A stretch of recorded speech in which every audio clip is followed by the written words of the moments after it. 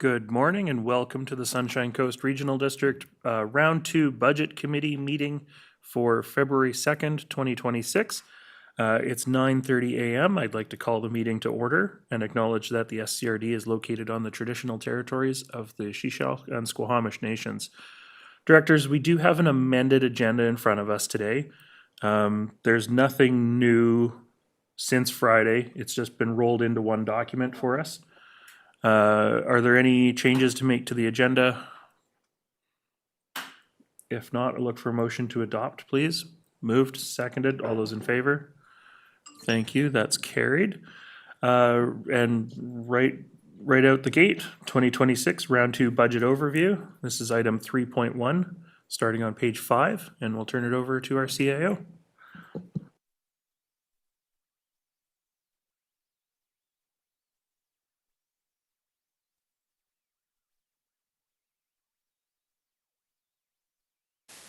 Thank you, Chair. So some of these slides you saw at the Intergovernmental last week focuses on the board's strategic plan on water stewardship and solid waste solutions. So for round 2, we have several initiatives, especially the vertical expansion, that address the board's strategic plan.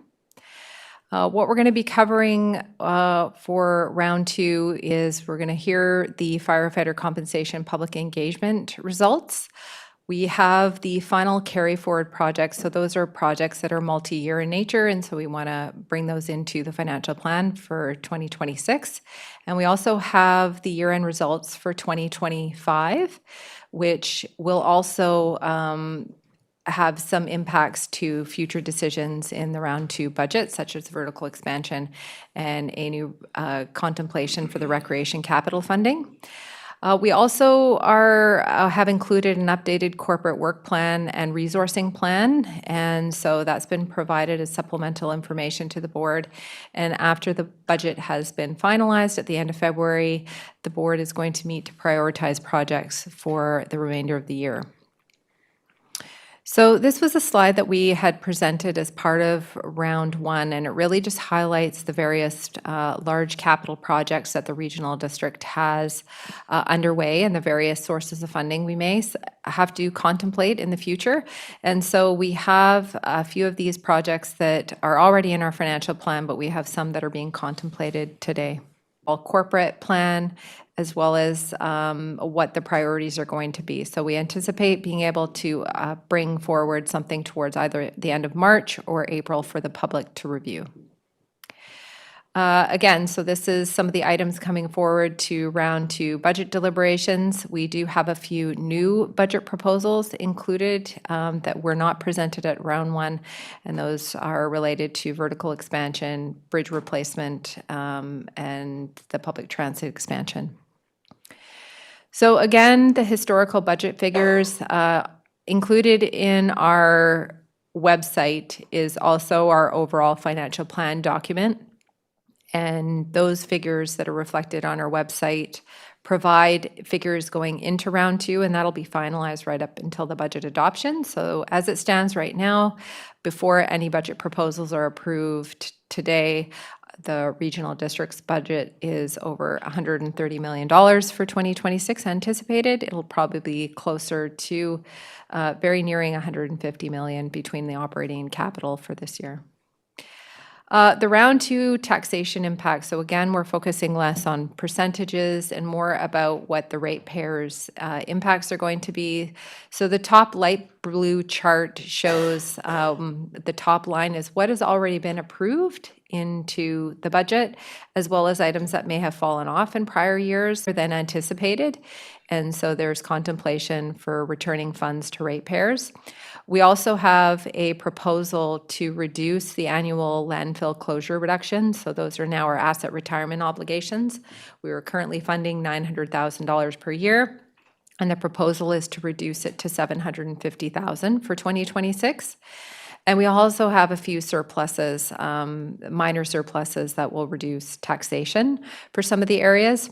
And prior to this presentation, and as part of your agenda, in the surplus deficit report, there are some additional contemplations for both the recreation Facilities Capital Renewal Fund, as well as the budget proposal for the vertical expansion. And so these will reduce the figures that are in the light blue if you go forward with those. And the light green below is the taxation that people pay on improvements only.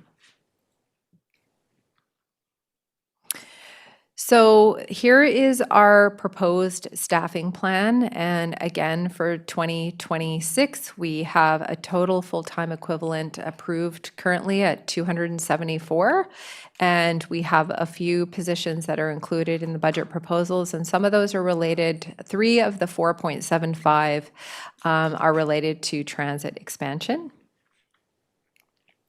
And so one of the heads provided a very significant list, and so it was to really highlight some of the key operational efficiencies in themes. So we have highlighted some areas of digital tools and automation, so which includes faster processing and improved accuracy. We also have streamlined business processes, which really just reduce the time it takes in order for us to move things along, especially as it relates to areas of the DAPR project in our planning division. We also have workforce scheduling and efficiencies, which really reduce administrative burden. And we do have some financial administration items, such as our SharePoint. We also have our budget software that's being contemplated. So in the next slide is really just a highlight of some of the projects that we have that staff highlighted and some of the very high-level types of things. So it really just showed that we, on a regular basis, and I think part of the motion was we don't always share these with the public, so it's really just to highlight the various things that we do here that reduce costs and improve efficiency within the organization. So with that, I'll take any questions. Thank you. Thank you very much. Directors, any questions for the CAO? Go ahead, Director Bax. I'm having a hard time. Is it in the amended agenda? Yes, it is. It's in the amended agenda. Yes, Okay. it is. Thank Okay, you. thank Starting you. on page 5 of the amended agenda. I'll find it. Yep. All right. Any other questions from directors? If not, okay. Thank you, CAO. Next up, we're going to move to the volunteer firefighter compensation public engagement, and this is Manager Buckley. This is on starting on page 17 of the amended agenda. It's also in the package. And Manager Buckley, I'll turn it over to you. Thank you, Chair. So this slideshow is just going to run through the feedback summary for firefighter compensation. A questionnaire and information sheet was launched back mid-November, November 18th. And essentially the objectives of this engagement and questionnaire were, one, to inform the community about the paid on-call compensation model. The information sheet was plain language and really outlined precisely, what it was and the background to the compensation model itself.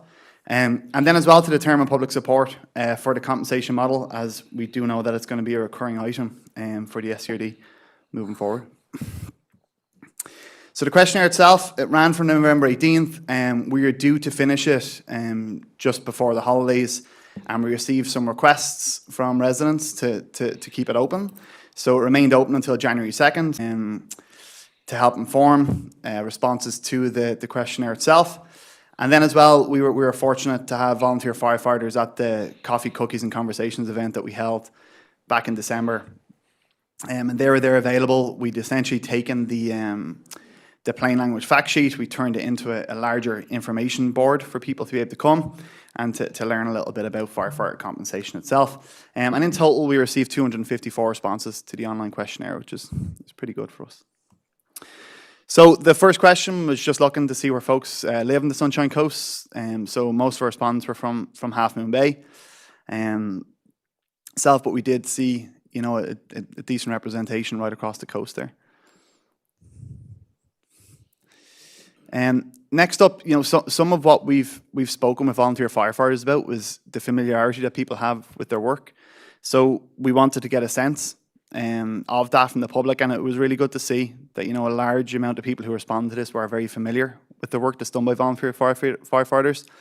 I know that we've worked in comms to highlight the work that they're doing, so it's nice to see that reaping some reward.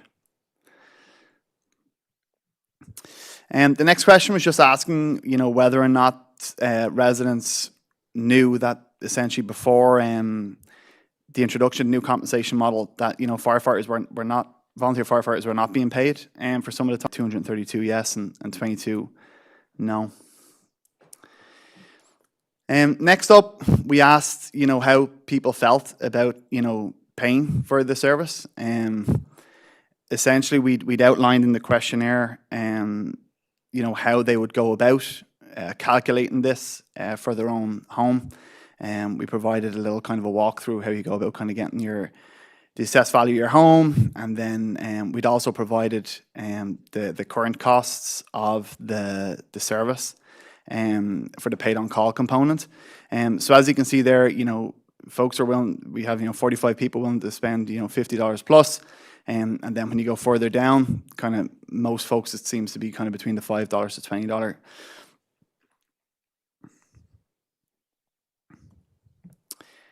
And then finally, we just asked a question, and I'll expand out this a little bit because there wasn't enough space on the slide. But the first was just, I do not support adding on-call compensation. I support paid on-call even if it requires a small tax increase. I support paid on-call even if it requires a moderate tax increase. And I support paid on-call even if it requires a significant tax increase. And as you can see there, like moderate and significant have come out fairly high. So yeah, that's it. If any questions, happy to answer them. Thank you very much. Short and sweet. Directors, any questions for Manager Buckley?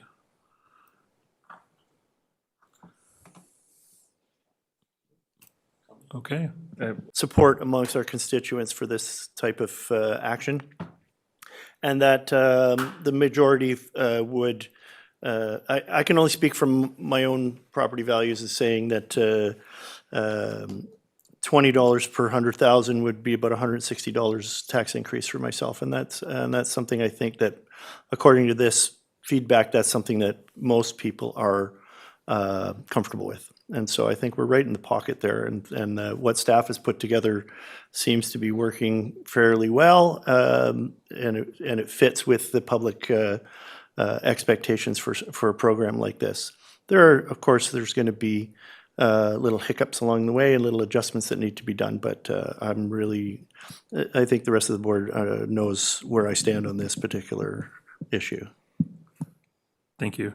One question I guess I do have, where do you live on the Sunshine Coast?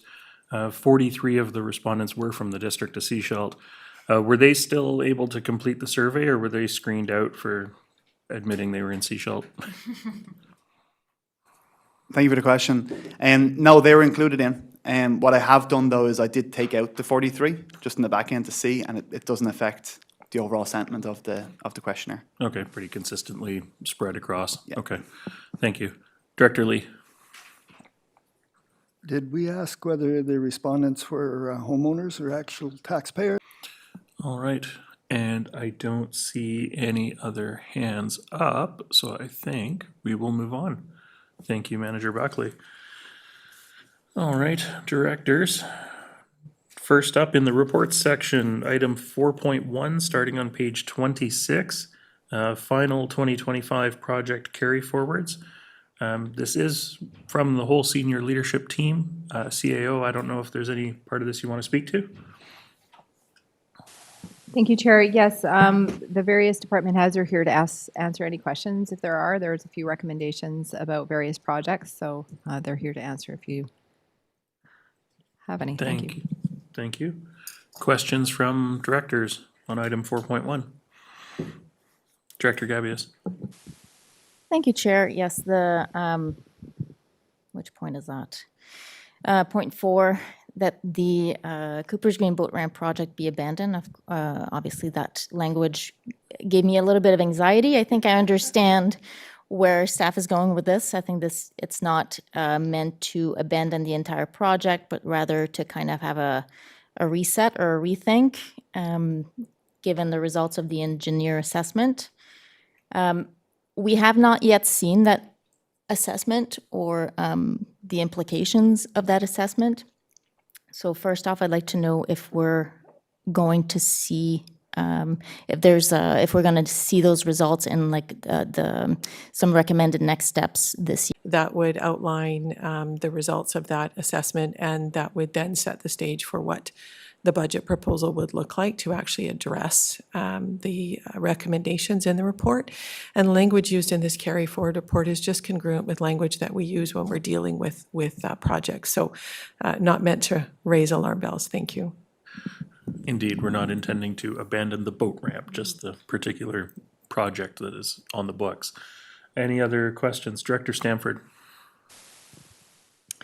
Just a little thing, at the COVID-19 space planning, I notice we haven't expended a lot of money. There's a fairly large carry forward of almost $24,000. Are we continuing with that? I can't remember what the end point of that particular project is.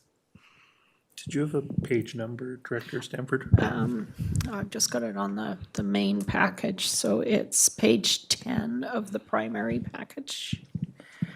Okay. I will look to CAO. Yes, so we actually had 2 pots of funding for space planning considerations. One was actually pre-COVID, and then there was additional funds post-COVID. And essentially what's happening now is it's almost a continuous item that happens throughout the organization as divisions change, as type of construction or large type of improvements have been completed. Thank you. Directors. Director McMahon. Yeah, this may be a silly question, but I know we can't move money between functions, but we have a lot of very specific things here under 613, for instance, toilet partitions. How specific is this? Like, if we decide not to partition the toilets, can we spend the money on the boiler?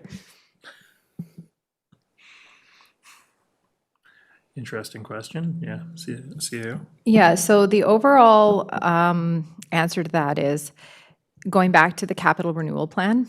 And so what happens with the capital renewal plan is that the board approves a certain funding envelope.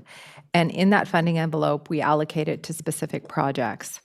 The board actually approves those projects as part of the capital presentation. So each year as that capital plan evolves, they reconsider and reassess whether or not those projects are still valid. Are they still the same costs? Do we need to change them?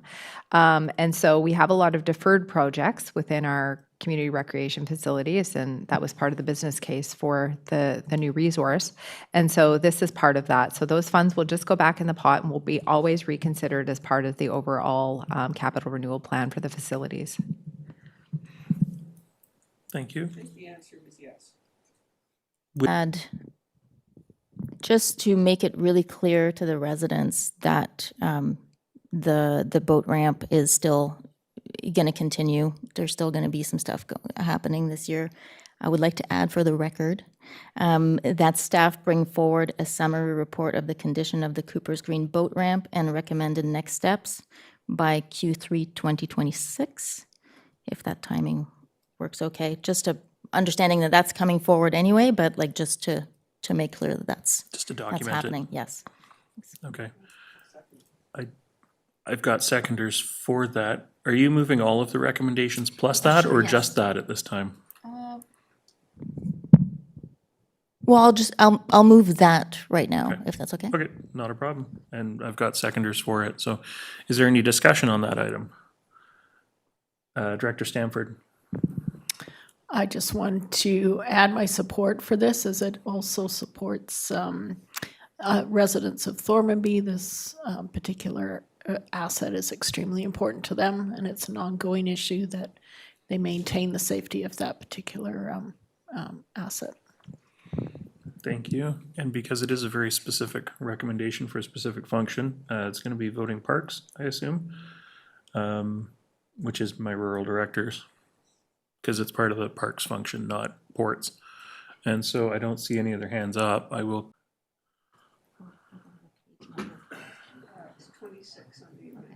Go ahead. Then I will move the recommendations on page 26 of the amended agenda. Thank you. And I've got a seconder for that.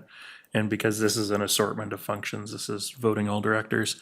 Is there any further discussion on the recommendations or on the report? If not, I will call the question. All those in favor? Any opposed? That motion's carried. Okay, thank you. And with that, we're going to move on to item 4.2, which is the 2025 surplus deficit position update. And this is Manager Wing. Was there anything you wanted to introduce with this report? All right, then we'll turn it over to you. Thank you, Chair. So this report presents the preliminary surplus deficits for 2025. We've worked through the bulk of our year-end processes, but obviously we're still going through closing off and audit, so there's always a chance these values can change. We don't expect any material changes. If there are, we'll obviously report back on that. So this year, I just want to highlight a few things. The operational surplus this year is coming in at 5.66 million. And then wages and benefits are showing a surplus of 3.1 million, which is 90% of the annual budget. So that's making up the bulk of the operational surplus. In addition to that, we've identified a capital surplus related to expiry of long-term debt. And that would be in the Regional Water Service and the Community Recreation Service. We are recommending that those capital surpluses be transferred to capital reserves. And I believe there are recommendations in the report related to subsequent reports in this agenda for funding capital reserves. Lastly, with respect to deficits, we are reporting 9 deficits here at year end. Interestingly, only 2 of those appeared on the third quarter variance report. Most of the deficits are small and related to just minor, maintenance repairs issues. The one larger one, South Brenda Harbor Water, is related to water main breaks, unanticipated breaks that required repairs. So with that, I'll take any questions. Thank you. Thank you very much. And so, directors, just to highlight the capital surplus that was mentioned there is at the top of page 39 of the agenda package. And that's for us to deal with as part of the motion that's in item 6. Director McMahon. Yeah, I'm just looking at, where am I here? 210 Gibsonson District Fire Department. We have a significant surplus this year. The last few years, we had a significant deficit. Do we have it dialed in yet? Thank you. Kind of. So I did have a quick look at these this morning, and operating budget, they're all slightly over. Every single one of the fire departments is slightly over by just, a few $1,000s here or there. So what's creating these surpluses is the wages and benefits, including the honor area. Yeah. Okay. Any other questions from directors? Making sure everybody gets an opportunity to ask their questions or comments. Director McMahon again. Yeah, just, that's pretty big, on page 45 of the package. Community Recreation Facilities has a surplus of 1.36 million. That's a pretty big operating surplus. Is there a reason for that? And the remainder is operational. And that's about 3/4 wages, 1/4 operating budget. Thank you. Director Inkster. Yeah, thanks, Chair. I didn't really hear Manager Wing on the capital piece there. Can you say that again? Yeah, $891,000 of it is capital. And the other 470,000 is sort of operational. And what I heard, yeah, go ahead. Yeah. Just pull that a little closer to you. Sure. Thank you. Yeah, so I can elaborate on the capital surplus and where that comes from. So when a long-term debt expires with the Municipal Finance Authority, we receive debt reserve fund monies back. That's on issuance of the debt, they withhold 1% of the funds back into a debt reserve fund, so we receive those monies back. In addition to that, as we make debt payments over the term of the loan, MFA is investing that money in a sinking fund, and at the expiry of the loan, there's generally a surplus in that sinking fund. So we received a surplus payout in addition to the debt reserve fund payout, and then there's a small interest adjustment as well that goes along with that. The reason it's so high for community recreation is because that was a very large borrow. That was for the construction of the two facilities in Seashell and Gibson's. So it was very large borrowing initially. And then you were About 3/4 of that $400-ish thousand operating surplus is from wages, and the remainder is from the base operating budget, operating expenses. Yeah. Thank you. So, Follow-up? Chair, Yeah, go ahead. that is, if it's in reference to wages, that's the non-payment of wages? Is that what that means? Correct. Unfilled positions? Vacancies. Yeah. Vacancies. Okay. There's been references to things like that previously in terms of lifeguards, right? I'm not sure if that's all of that. What else is going on? I don't have that. It's helpful when there's surpluses, but going forward, you hope to not have them, right? Because they're a sign of either facilities not at maximum use or maximum programming, et cetera. So it's that's why I'm asking the questions. So if there's more information available, everyone knows that when it comes to recreation, I get really interested. Just to point me in the right direction is helpful. You and I talked about this previously online about the recreation issue. So going forward, yeah, be really helpful. Yeah. Thanks. And we can follow up with more details for interest later. Yeah. Yeah. Director McMahon. I just want to mention that we get a release. I don't think they have to worry too much about advertising in British Columbia, but the comment is appreciated nonetheless, for sure. Any other comments from directors? No. If not, would anybody like to make some recommendations?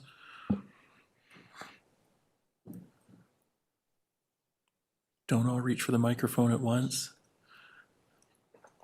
The page number for the default recommendations is page 36 of the agenda package. Director McMahon. I will move the recommendations on page 36. Thank you very much. Do I have a seconder for that? Thank you, Director Gabius. Any other discussion on the motion? If not, I will call the question. This is voting all directors. All those in favor? Any opposed? That motion is carried. Thank you, Manager Wing.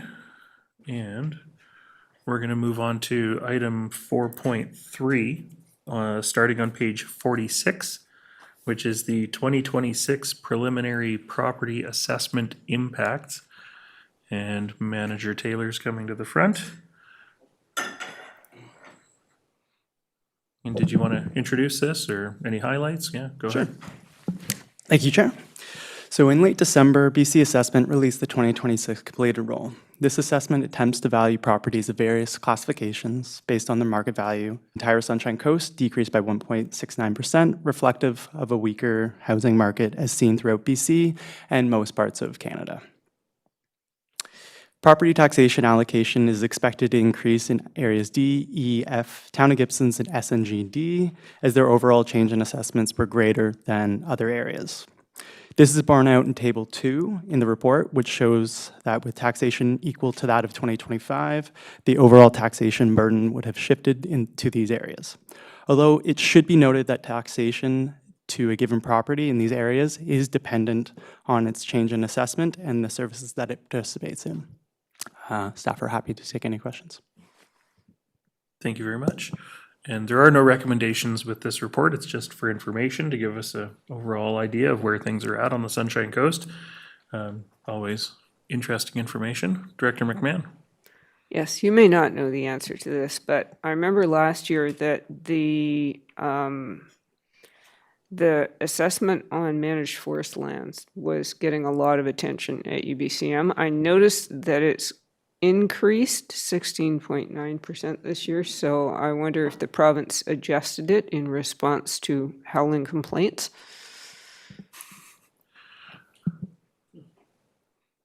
CAO?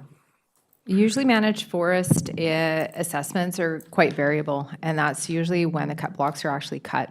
So it really depends the timing of when cut blocks are, and so that's what creates How does that function, how we tax? Because then wouldn't we have to tax more in order to get the same budgeted amount? So am I completely not getting this? You know what, and it's interesting because it's a question that comes every year, like across the Yeah, I'm province sure with it all does. I governments, mean- right? And from the public as well. So did you want to speak to that? That's not exactly how it works. You can look at taxation like a pie, and the assessments are how it's allocated out, essentially. So a decrease in assessments doesn't necessarily change the taxation that we tax out, and we're not a taxing authority. We requisition taxation. So. Yeah, and because we're taking, the SCRD costs a certain amount to run, assuming no inflation, no increases to budget from one year to the next, it would only have a direct impact on mill rates, which is the, rate per thousand or per 100,000 that's being charged. So if all the property value goes down, the mill rates would have to go up to compensate to keep the same total dollars. Yeah. Any other thank you, Manager Taylor. And 4.4 is the divisional service plans. They're here for information. CAO, was there anything you wanted to speak to or highlight in these, or just take any questions? No, and this is a historical document, Chair, that the regional district has been providing. I think as we move towards the corporate plan, this is something we may want to reconsider as part of our debrief if it still has some benefit. It does highlight not just projects or of material nature, but it also highlights operational undertakings that divisions will take. So SLT, you're here if there are any questions. Thank you. Thank you very much. Any questions from directors? Director McMahon? Yeah, just wondering about the FTEs, what's rolled into there. Somewhere in this, I've lost it now, was the ports. And I thought we only had one person or less, but there was a 1 point something FTE. So does that include management of the ports function, or how does that derived?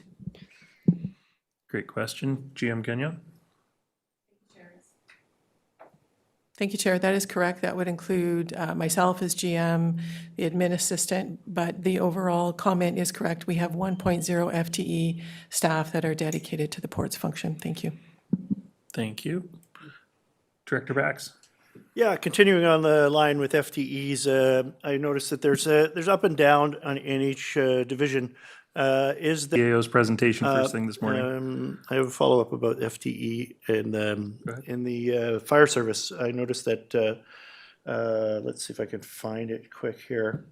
There is an increase in FTE area of Roberts Creek Fire Department of a 0.25. So we've got a 1.97 FTE, which was approved in 2025, and it's gone up now to 2.22 FTE. And I was wondering, what does that look like? Are some of the FTEs involved in the fire service getting increased hours, or exactly what is that? I will look to the CAO for that answer, but I think part of that was answered with the ports question, so CAO. Yeah, so what happened is in 2025, a position was approved, the 0.5 deputy, and so that was prorated for 2025, and so it's the full impact in 2026. Okay.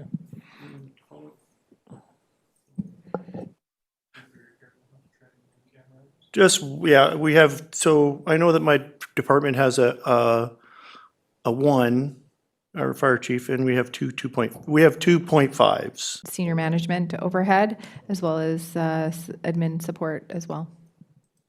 Yep. All right. Directors, any other questions? This is the single most substantial item within the agenda package, so just make sure anybody that has questions gets an opportunity to ask them. And seeing no other hands, I'm going to pick on Director Lee real quick, just because he's been quiet this morning, but you're all good, Director Lee, or any questions? I did have a question about the manpower that was asked earlier, but I've went back now to our CAO's presentation and found the numbers there, which allowed me to reconcile it. I'd only noted it at the end of the each one of those big charts that go into the budget book. So, but I can see it's summarized there. The fractions, though, I was curious how we decided the fractions. Did we actually, have we already passed the 2026, or was this something that we carried over from 2025? Sorry, Director Lee, Well, if you look at the charts, like it talks, let me pick one. Oh, okay, I see what you're saying. I'm looking at page 103, for example, where the, In 2025 was 6, and in 2026 it's 6.2. right. And I think part of the answer is going to be apportioned, like like FTE that might have been partway through the year, and then the annualization of them, but I'll look to CAO for further clarification. So 2026 is election year. So every election year, there's additional staffing that is approved. And so what you've approved, or the board has approved in past years, is for us to not just tax for the election at the election year, but we fund, and then we take from the reserve and we contribute towards it. And part of that is the prior staffing that's been approved. So all the staffing that's has been approved, the board has approved either through budget proposal or through a project. Go ahead. In 2025 or earlier in 2026?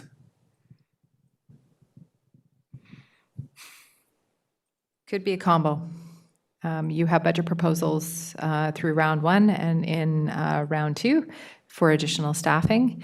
And so those will make up the final 2026 FTE count. So anything that is presented here based on the chart that said 2026, like the current state, those are what you've made decisions on already. In round, I don't see any other hands. So with that, we're going to move on to item 4.5, which is rate stabilization updates. And this is starting on page 180 of the agenda package. Look at that, we're already over halfway through the agenda document. And CAO, did you want to provide an overview on this? Yes, so this particular report was drafted prior to the surplus deficit being completed, but it was in draft. So essentially, we have 3 services that have higher than expected surpluses. And of course, we know this is partly due to multiple vacancies, say in finance, me being one of them. And so we also have a higher than normal surplus in general government, also due to some persistent staff vacancies, and partly because the CAO is still allocating part of my time to other support. So it's just a culmination of how our wages are going. So as a result, we already have some prior rate stabilizations or reductions to either support services or taxation that have been made in 2023 and 2024. And so we're looking to either increase or continue those. And so these are the proposals in front of you here today. So in essence, the bottom line reduction would be about $690,000. For the taxpayer. Directors, any questions? Director McMahon? This is sort of good news, but staff vacancies aren't good news, but there's money here. So I support the recommendations. I don't, yeah, it seems the sensible thing to do with the reserves that we've got in those areas. Is that a motion, Director McMahon? Oh, sure, what the heck. I'll move the recommendations on page 180. Thank you, and I've got seconders for that. Director Inkster? Yeah, just a clarification, because the original part of the report was a little bit confusing, but then I saw brackets on page 183, which gave me a more clear picture, Chair. So what we're saying is that this will be returned because there's just for clarification, because there's some, this particular budget round has some money coming back in a couple of cases. So it's just for clarification, it's 690 in this case. I mean, it's clearly there. I just want, it was unclear at the beginning, but it's got it in brackets. So that's another piece coming back, and that's vacancies is what we're hearing again, or? Mostly vacancies, I Okay. believe. It was mentioned by one of the earlier presenters. And I appreciate that this is something that staff do an analysis on every year to make sure they're not accumulating an excessive operating reserves in functions that don't have reasons to collect a significant reserve. Yeah, okay, thanks. It's sort of what I thought. I can't remember this happening in previous years much, where we were handing so much back. It's interesting, the year it is. So we just maybe going forward need to have a plan to, I mean, maybe it's just this year, right? But if this happens and we hold on to it, maybe we need a plan to stabilize increases over a number of years. If this has happened over the last number of years, we sat on it, and then 2026 we hand it out. It's just, I like to plan the money anyway. That's just my thought going forward. I mean, a significant part of this is that the SCRD is getting an extremely good deal right now, and that we've got a CAO/CFO, right? Yes. So that's one person doing two jobs. Yes. And I don't think we can get much more detailed than that in the. Yeah, just make sure I got it clear in my mind. What we're talking about here is money that would have went into reserve, and we don't need it reserve. And so it isn't going to make the fact that 27 is higher because we lowered 26. It is simply exactly that. We didn't need the money in reserves, but we still need the money for wages and other purposes in 27, so. CAO? So the last time we did do this was in 2023, and it was a very similar circumstance. And one of the contemplations when staff look at this is to ensure that we're in alignment with the board's financial sustainability policy. And part of that is that we're not creating significant peaks or valleys in our taxation. So we're taking I think, conservative approach to this one. This one is far more significant in this one particular year, but because we have some increases in other areas, overall in the organization, it won't create so much variability. And so that is why we're also looking to maintain it over some number of years in order to mitigate those peaks and valleys. So in 1 year, it's not going to significantly go up or significantly decline. So part of that is our consideration when making these recommendations. Thank you. Director McMahon? I'm just going to point out that every reserve fund is only for that function. So we have to manage this really carefully, and we don't want to over save. So I think this is great. Thanks. Thank you very much. I don't see any other hands. This is voting all directors. I do have the motion on the floor already. Thank you, Director McMahon. I will call the question then. All those in favor? Any opposed? That motion's carried. All right. And did we want to just take a 5-minute coffee refill before we get going into budget proposals? Okay, so we're going to take just a quick break.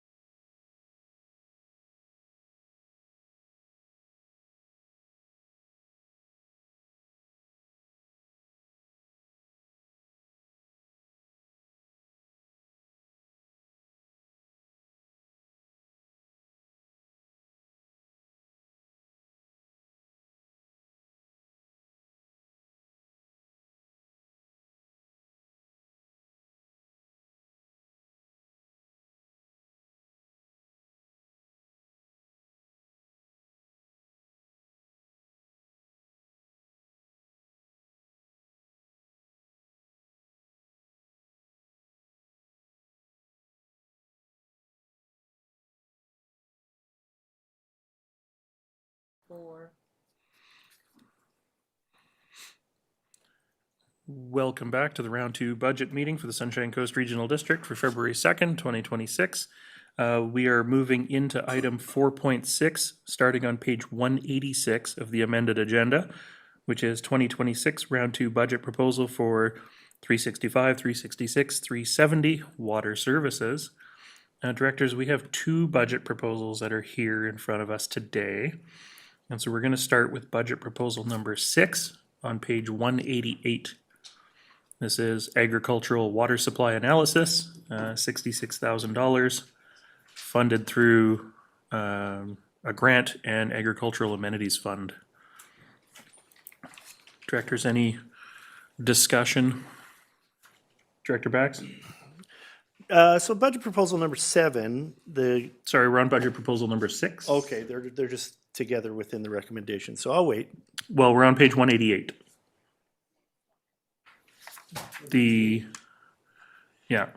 In round one, and in past years, we've looked at these a proposal at a time. I wanted to keep consistent. Yeah. Director, discussion on that motion to incorporate budget proposal number 6.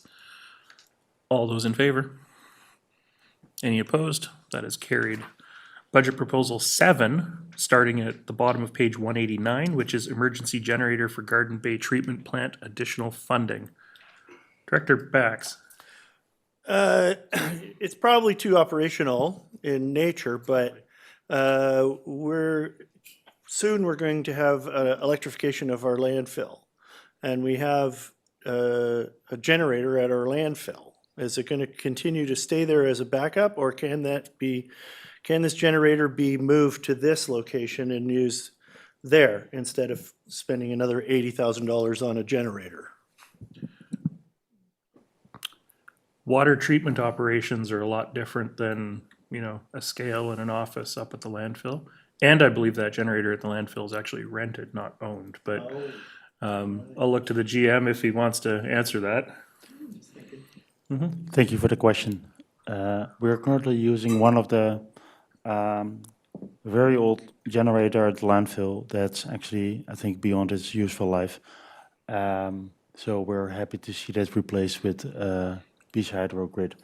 And we're currently contemplating if there's any future life in that generator at all as a backup for utility services. Thank you.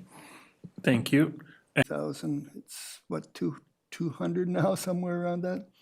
Anyways, yes, we have to have it, so I'd like to move to accept and incorporate. Thank you. And I've got a number of seconders for that. Any discussion on the motion? It'd be nice to see this one sort of move across the finish line, because I know that it's been a point of angst up in Garden Bay for a while. So all those in favor? Any opposed? That motion's carried. Oh, Director Cabias. Yeah, thank you. Just a question for staff for the agricultural water supply analysis project. On the corporate work plan, it's listed as 550 staff hours. And I'm wondering, was that number, is this like the estimated time that staff would put on this project, or is it like what we can get with the amount of money that we've approved, or how was that? And what is the work, just like broad strokes, for 550 hours for this project? Thank you for the question. I would have to review that number because I think the budget proposal was last updated very recently, just before the release, and I think the corporate work plan amount number might not have been adjusted accordingly. So I think it's less. Thank you. Thank you. All right, and so with that, we're going to move, that's it for 4.6. So with that, we're going to move into 4.7, starting on page 192, 2026 round 2 budget proposal for 370. They're on page 193. So Director McMahon. Yes, I note that on this page and then a couple pages later, we had 2 relatively new vehicles totaled in the 2025. So I kind of has to ask why. That seems pretty extreme. CAO. Yeah, so in late 2024, and it wasn't determined until 2025, we had both that vehicle and one just recently get into an accident. Both were in accidents that caused significant damage to the vehicles due to inclement weather. And so thank goodness staff were not seriously injured. One was treated and was significantly okay. So these do happen from time to time. It just happens that we've had to get written off from ICBC. So we do have vehicles that sometimes get in fender benders and whatnot and have to get repaired. So these need to be replaced, and so we need to put those into the budget. Thank you. Now, the $90,000 is being proposed to be funded from capital reserves. I assume any insurance payout that would come would just go back into capital reserves to offset? Okay, thank you. On, I think, the book value of the vehicle, sometimes what happens is we have a lot of specialized equipment on our vehicle, and so we'd have to check back to see how that's contemplated. It's very close. I think in the case of the one prior, we probably could have bought one, but it wasn't in the budget. We would have had to make an amendment, so that's why we're bringing it through this particular process. Okay, thank you. Directors, any other questions, or would anybody like to make a motion for budget proposal 9 on page 192? Director Stanford? I've forgotten the term, but I would like to include it and incorporate it. All right. Sorry. Approve and incorporate. Thank you. And Director Lee, I see you seconding that. Thank you. This is A, B, D, E, F, and C Shelt. Any other discussion on this particular item? If not, I'll call the question. All those in favor? Thank you. That's unanimous. All right. And with that, we're going to move on to item 4.8, which is 2026 round 2 budget proposal for 381 to 395 wastewater treatment plants. This is starting on page 195 of our agenda package. And budget proposal 1 on page 195, wastewater vehicle replacement, $110,000 funded through. Directors asked for an update on the reallocation based on current staff time actually spent on the properties, on the different facilities, and that's currently presented to you for consideration. Thank you. Thank you. I'm seeing that the recommendation that's actually in bold on the page, the numbers that are in there are different than what's in the budget proposal. So that's that update that we'd asked for, or the reapportionment. Thank you, GM Rosenboom, because I would have, missed that. Any discussion from directors? So as you observed, the actual proposal on page 195 has the old figures. So if we move this, we need to make sure that it's got the new figures. The recommendation in bold in the middle of the page has different numbers than the budget proposal. Like the apportionment, I mean, you look at function 381, the very first one is $1,518 in the recommendation, and it's $1,760 in the budget proposal. So the numbers have been updated for the recommendation. They just were not updated in the budget proposal. Which are the real numbers? Sorry for the confusion, I see the error here. The recommendation actually have the old numbers. It's the budget proposal itself that has the correct numbers. Okay. See, yeah, that's what I thought. My apologies. because I looked. Okay. So 383 is Sunnyside. Yes, I would like to move the proposal on page 195 with the corrected apportionment as listed on page 196. Thank you. And it's all individual functions, so it's voting all directors. Director Stanford, I see you seconding that. Is there any other discussion on this? If not, I will call the question then. All those in favor? Any opposed? That motion is carried. Thank you, GM Rosenboom. All right. Oh, Director Lee, go ahead. This is again a written vehicle. No. Oh, yes. Yes, it is. So these figures are just in case.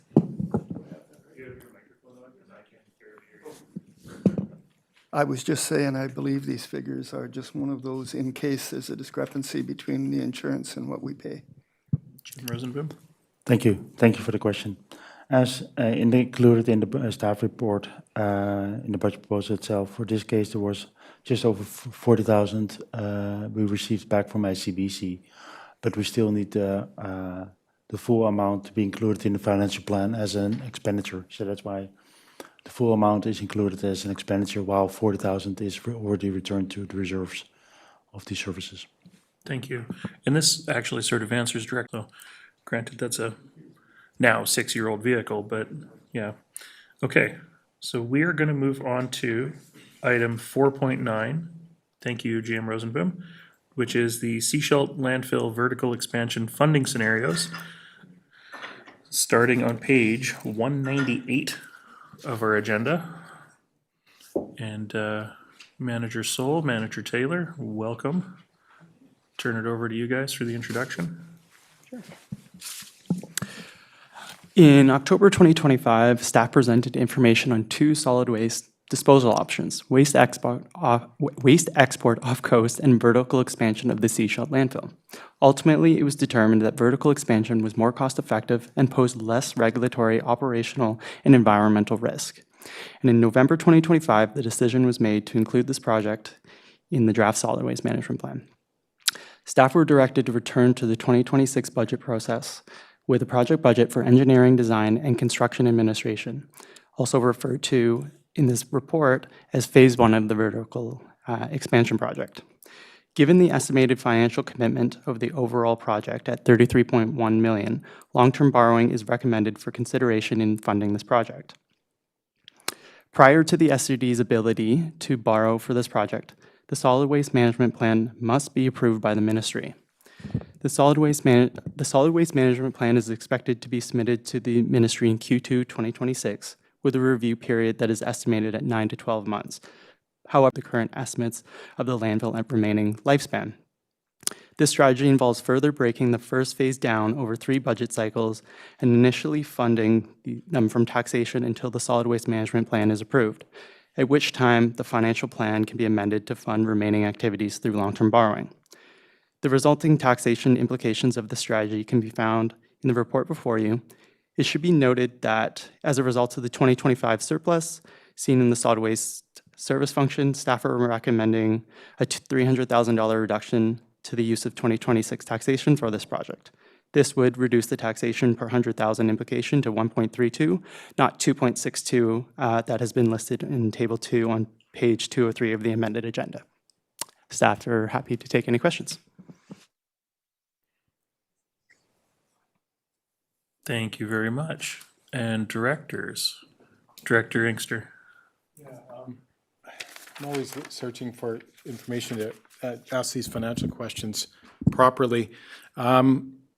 Just a couple of questions. This is a large, over a number of years, a large commitment. I think we talked about this a couple of weeks ago. With the borrowing of this amount to fund over a number of years, I guess we still have an ability. How much does it eat into our ability to borrow? And I have an additional question. Limit for the regional district, but we don't have the same Legislation. constraints as a municipal government does. Yeah, interesting. Thanks, CEO. Constraints, that's interesting. I would call it just to save ourselves a little bit. But so that having been said, Chair, if we borrow this amount because we have a couple dropping off and we use the formula that the municipalities use, where are we? Do we know? Do we know as we go forward? I just want to make sure our debt is, because if we borrow, we got to pay and we can't do anything about it. So just yeah, thanks. And I know it's service specific, but still, thanks. Yeah. So the decision in front of you today is not to actually borrow this particular amount. It's Okay. essentially to proceed with the budget proposal and funding the first phase. Yeah. Like we've separated into phase 1, and phase 2 would be the part where we would be contemplating the significant borrowing. Staff have also provided a little bit of an analysis in the table above in page, I'm just trying to find it here, page 203, is it?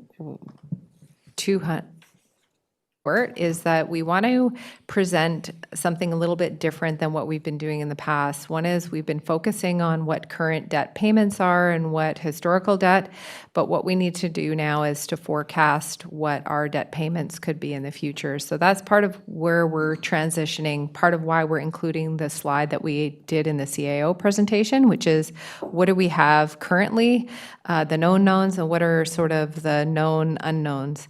The debt servicing right now, again, we have a very high Class D estimate. So this phase 1 will inform whether or not we need to borrow actually $29.7 million, or will it be 30, or will it be 26? We don't know that yet.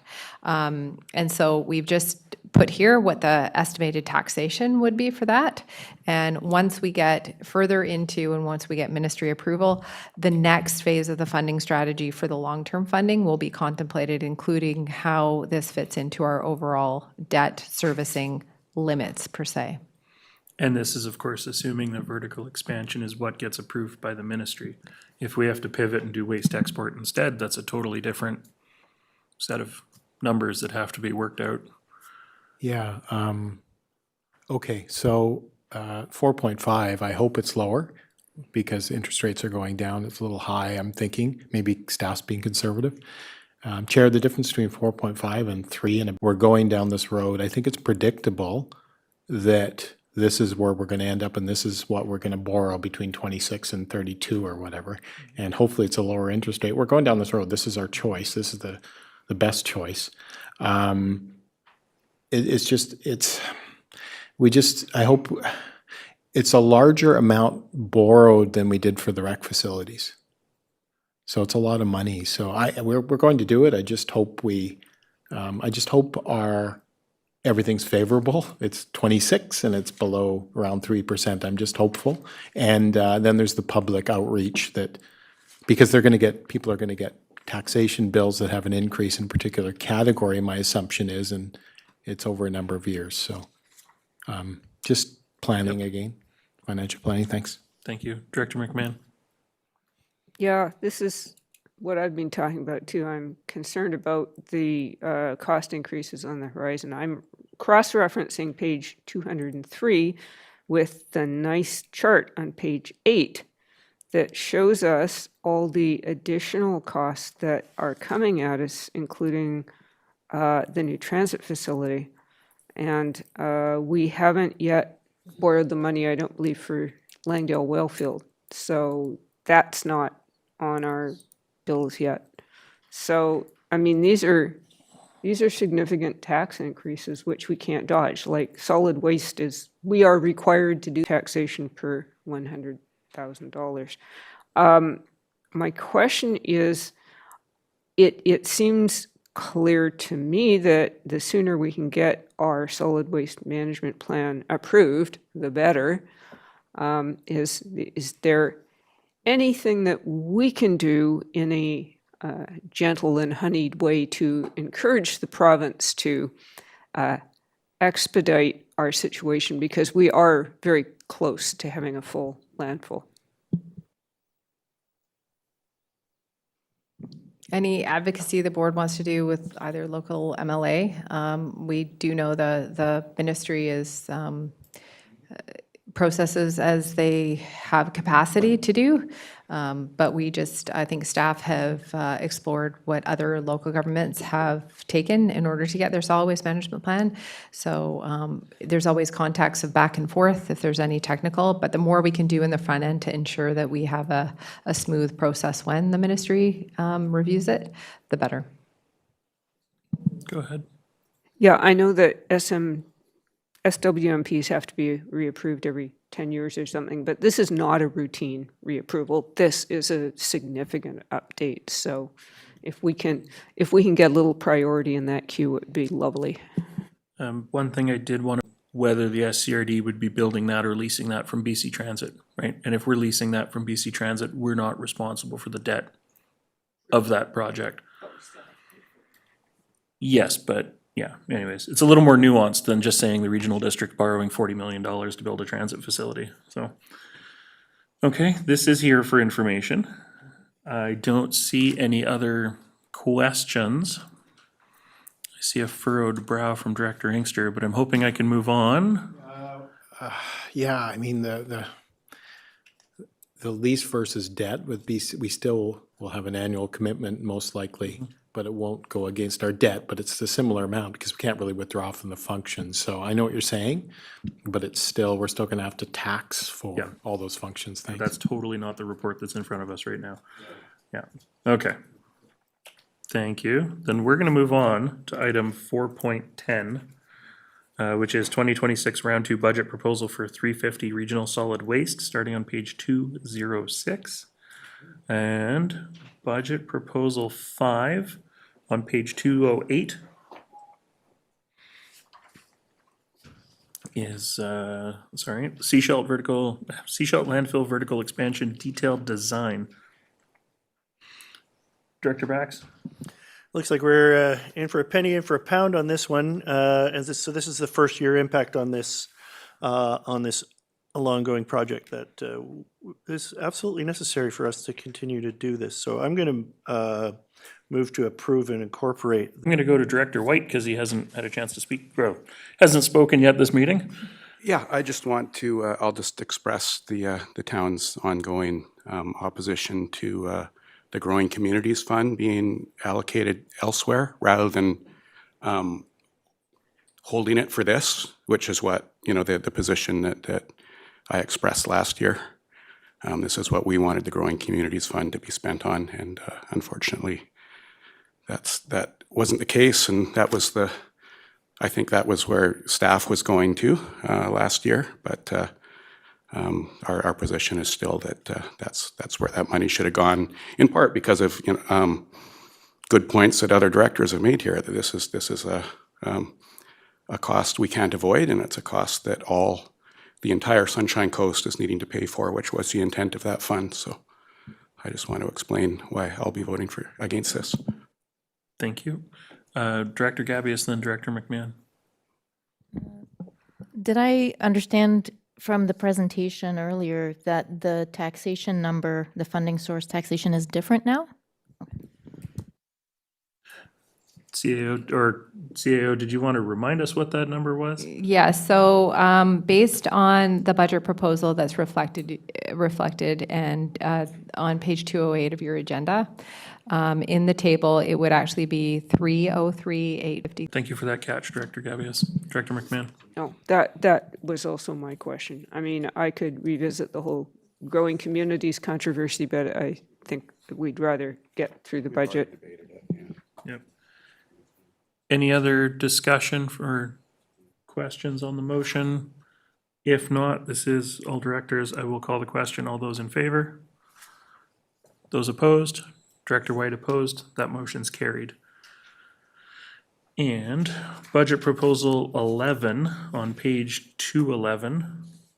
This is landfill closure and post-closure asset retirement obligation, annual funding contribution. This is a $150,000 reduction to taxation based on the potential extended life of the landfill. So this is a little bit of good news. Director Bax.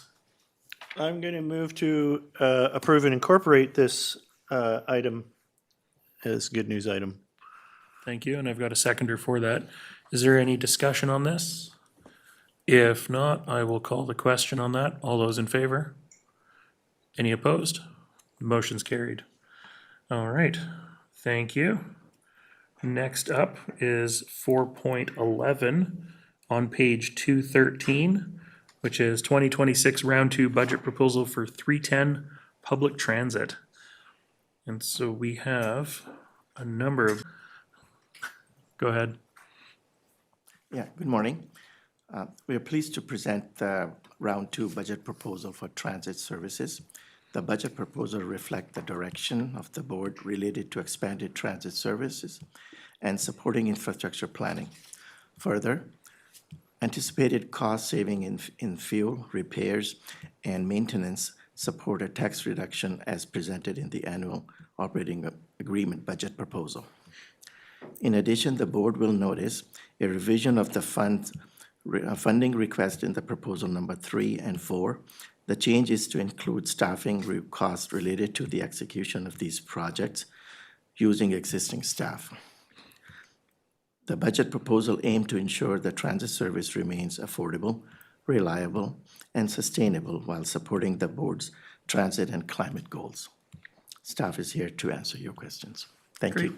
Thank you very much. So budget proposal 1 on page 214 is a $75,000 taxation reduction.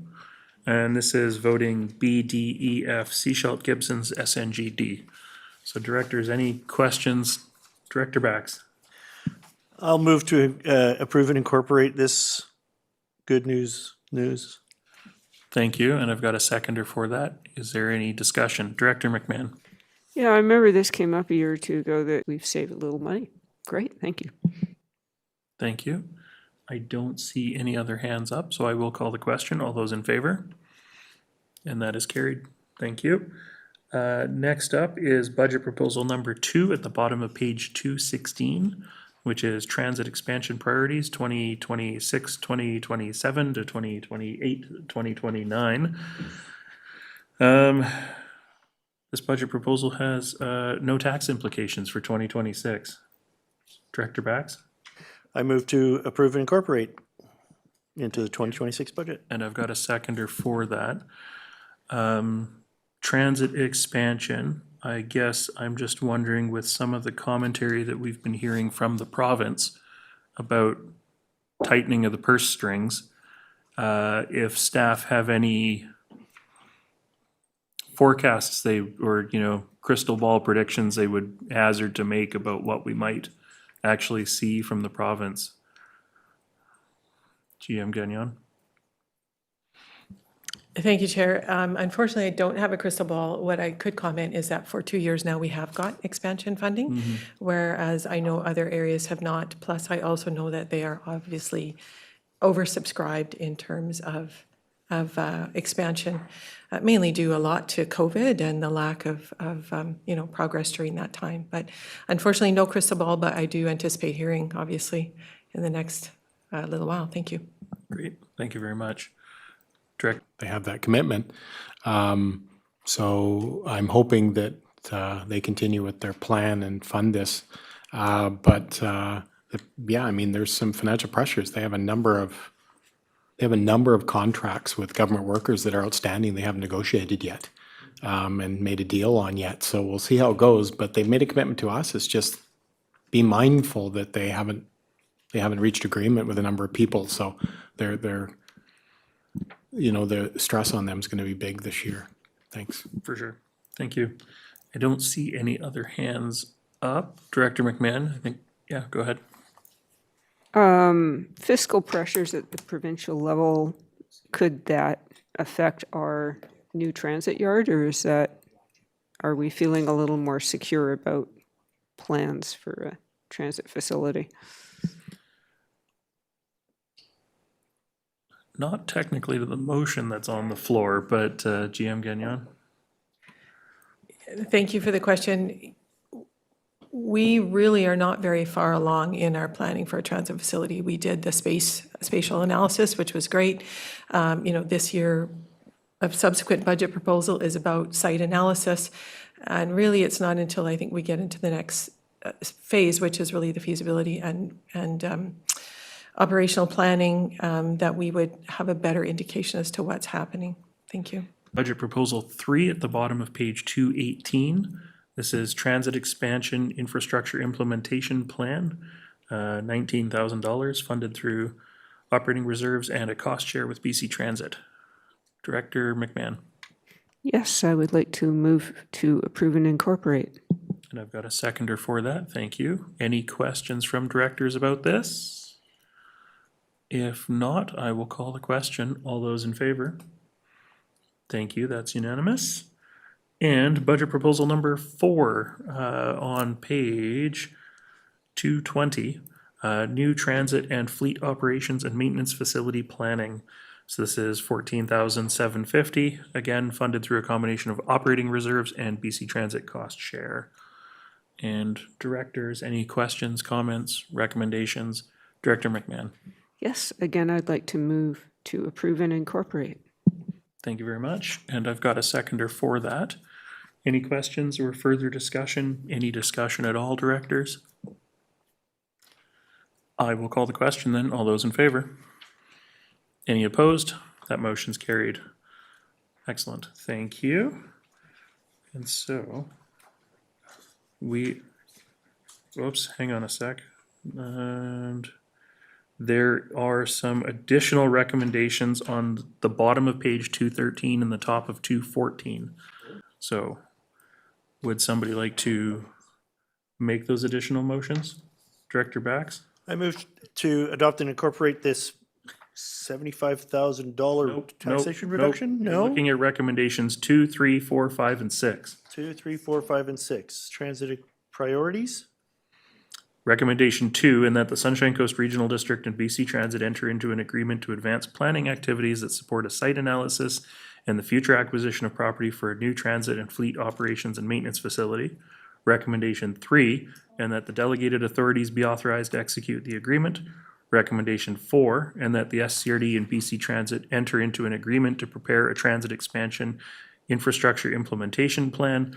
Recommendation 5, and that the local road authorities be consulted during the transit expansion infrastructure implementation planning and in the associated recommendations.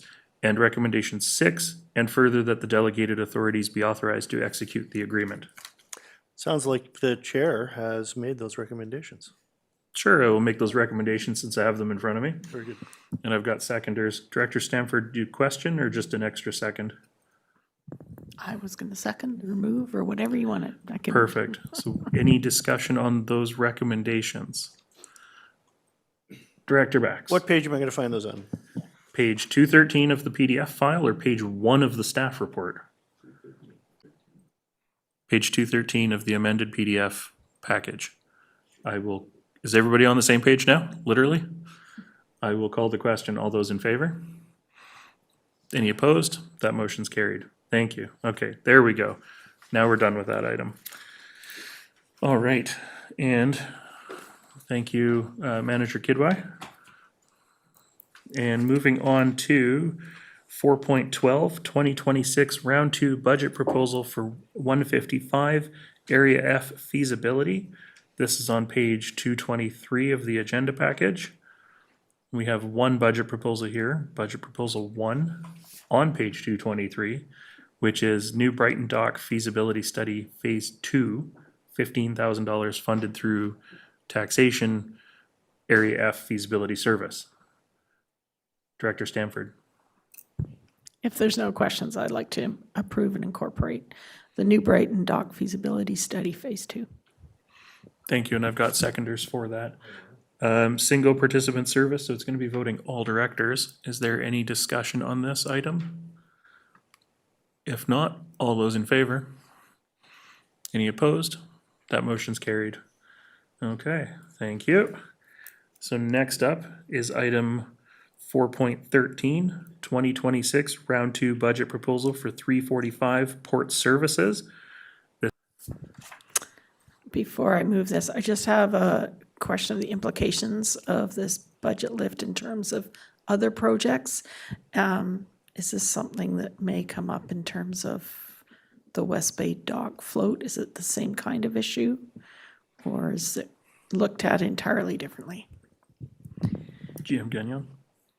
Thank you, Chair. So the proposal for West Bay Dock is a separate budget, and so we are not encountering a similar issue there. But this one is just as late as last week when we were reviewing and preparing. I believe the initial budget was approved last spring. So just further reflection, we're finding ourselves in a bit of a challenge. Thank you. Thank you. And Director Stanford. I'd like to approve and incorporate Hopkins Landing float replacement budget lift of $55,000. All right, and this is ports function, so this is B, D, E, and F. Do I have a seconder for that? I've got a seconder, thank you. Any discussion? Director McMahon? Very brief grumble. These things are expensive. Grumble. Thank you for your grumble, it is noted. I will call the question, B, D, E, and F. All those in favor? And that's unanimous. All right, thank you very much. Next up, we have item 4.14, 2026 Round 2 Budget Proposals, Permanent 0.5 FTE. Was there anything that you guys wanted to introduce on this? Yeah, go ahead, Manager Huntington. Thank you. Good morning, Chair. The budget, thank you for the opportunity to present Round 2 budget proposals for Park Services. The projects included in the report are contingent upon the approval of a Parks project management resource to support their delivery. There's 2 options presented for this resource. 3A is a permanent 0.5 FTE. And once the additional 4 projects are completed, this position would continue on to support future park initiatives. Option 3B is for a temporary 0.5 FTE for a 2-year term.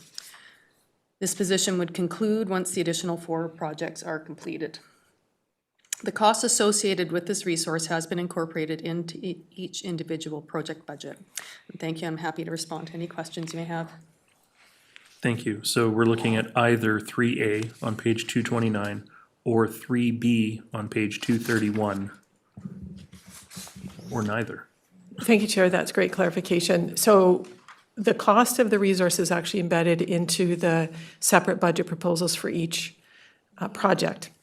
So really the decision is A or B, permanent or temporary. It doesn't change the cost of any of the budget proposals. It just changes how we would execute the recruitment of that position. If we were trying to hire a temporary person, chances are after we get the parks plan that we would end up making the position permanent. So personally, I would be okay to bite the bullet now, but I'd be interested to hear what other directors have to say. Thank you. Director Lee and then Director Stamford. I echo what Director McMahon is saying in a lot of aspects, but I prefer 3A. I believe we would get a better candidate, and there's no doubt that this is desperately needed. So whatever the projects are, we got so many of them. So I lean towards 3A. Thank you. Director Stamford, then Director Bax. Yes, the same kind of comment that Director Lee said. I think their ability for us to hire would be stronger if we had a permanent position to offer. Thank you. Director Bax. Yes, as Director Stanford says, I do think that it's important that with all the projects that we do have now, we need to put together a good team in our Parks Department. Not that we don't have a good team already, they just need a little extra help. And so I would like to approve and incorporate Option 3B, just because we're in the process of going through a park service review. So, like, what do we need? That's what we're going to find out. What kind of staffing do we need in our Parks Department? So for me, it would be a bit better to go, like, let's do temporary, figure out what it is that we need, and then go to permanent after we are certain of what kind of position we need or what kind of additional resources we need. So, but I see that there's a motion on the floor. Thanks. All right, thank you very much. Director Lee.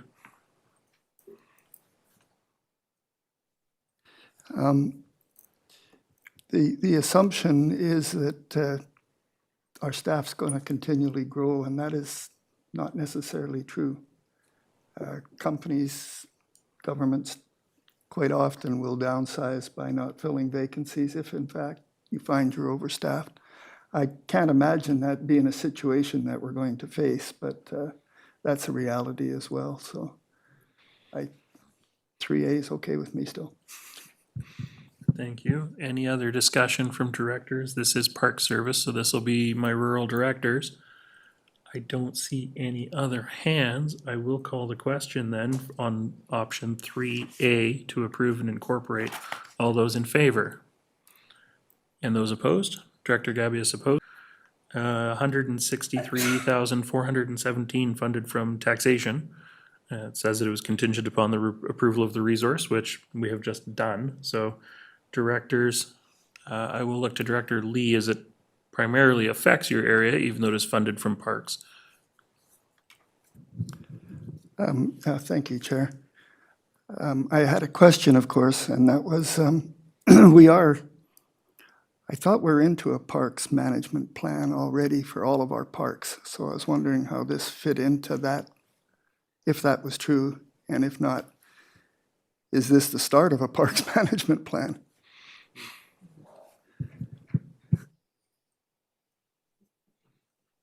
Thank you for the question. We are performing a park service review, which is actually looking at our park system as a whole and looking at the classifications of the parks and sort of what their associated service levels and amenities might be that correlate with the park classification system. We're not diving into management plans for each individual park is not in the scope of the park service review. Thank you. Go ahead. As a follow-up comment, Chair, if I may, these park management plans really are related to expansion that's being requested as well, which is not part of the park service review. We're just looking at. Talk about the evolution of your parks as well, but that's not what I'm hearing. I think we're just talking about a service level in the original project. So, yeah, I'd like to accept and integrate number 4. Approve and incorporate. Approve and incorporate. Let me get the right words. Thank you, Chair. Thank you. Do I have a seconder for that motion? Director McMahon, thank you. And then Director McMahon? Yes, in an ideal world, I understand we should have a park management plan for each of our more significant parks, like our destination parks, but I don't believe we do. How are we doing towards having management plans for all the parks?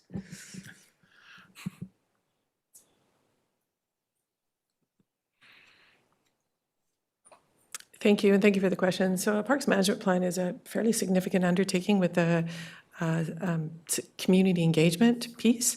So the only park management plans that we have in place right now are for our Cliff Gilker Park, and then we have a very, very skeleton park management plan for Connor Park. Otherwise, there are no park management plans in place. We did bring forward a budget proposal a couple of years ago, specifically around Dan Bosch and Catherine Lake, which are in front of you today, and those were deferred to a future year. Thank you. Thank you.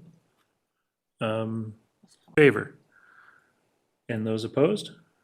That motion is carried. Thank you.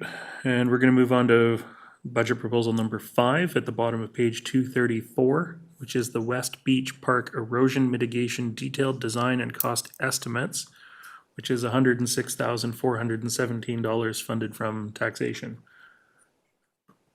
That's at the bottom of page 7 of the staff report. Yeah. And Director Stanford, it's in area F, so I'm going to look to you first. I've forgotten the term. I'd like to approve and incorporate the West Beach Park Erosion Mitigation Detailed Design and Cost. And I've got a seconder for that. Thank you. A couple of them. Sorry, GM Gagnon. Sorry, Chair, I just want to draw your attention to a typo, I think, on the cover page of the staff report. It says 147, which is different than what's actually in the budget proposal. So the actual is, you are correct, it's 106,417.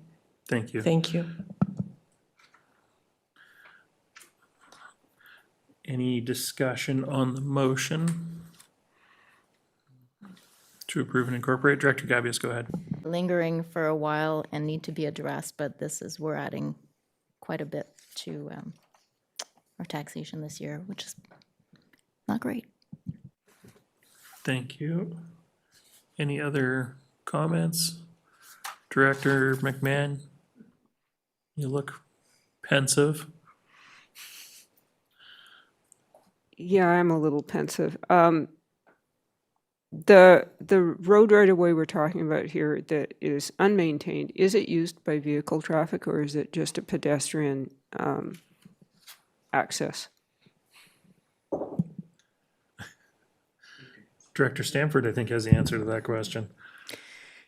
It's unmaintained and possibly could be driven by a truck, but it's not set up for that. So there's no regular traffic. There's a couple of houses down there. So it doesn't look like a normal road by any means.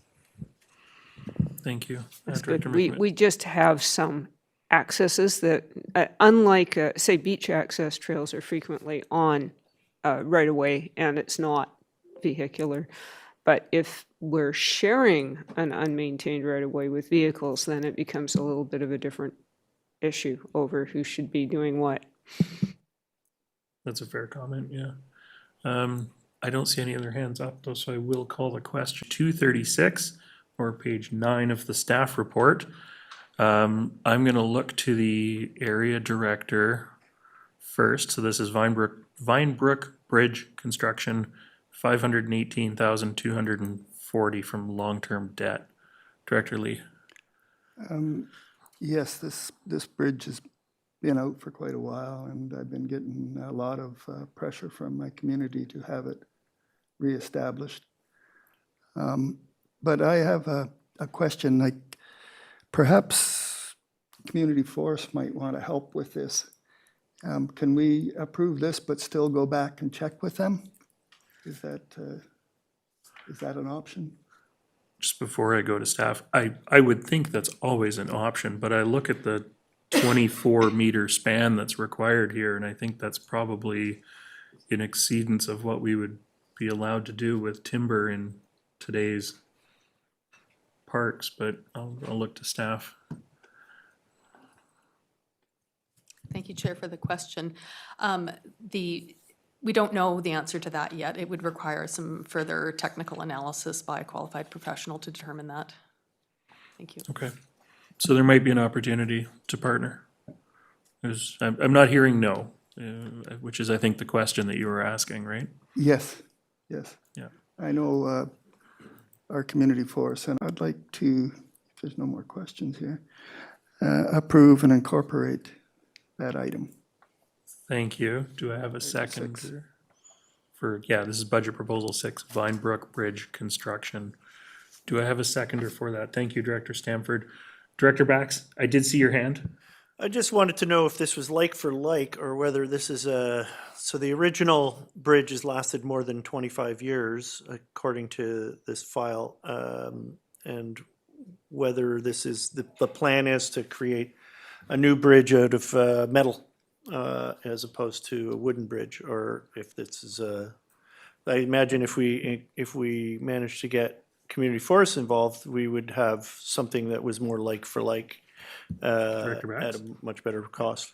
To meet design code requirements for a 24-meter span capable of accommodating pedestrians, equestrians, and ATVs, wood stringers may not be suitable. May not. If natural wood stringers are determined to be viable and result in significant cost saving, this option could be considered. Thank you for bringing that forward. Thank you. Any other discussion? If not, I will call the question then. A, B, D, E, and F. All those in favor? And that's unanimous. Thank you. And budget proposal number 7 at the bottom of page 238 or page 11 of the staff report, if you're following along that way. Thanks.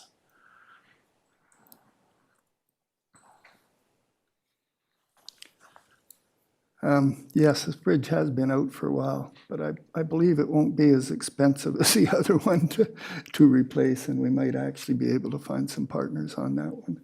So this is be nice. It's nice to have this back in. And what I'm seeing on this budget proposal is detailed design and cost estimates. So this isn't even relating to construction necessarily. Yeah, no matter which way we go now, these things, we can't throw these things in with the midnight builders anymore.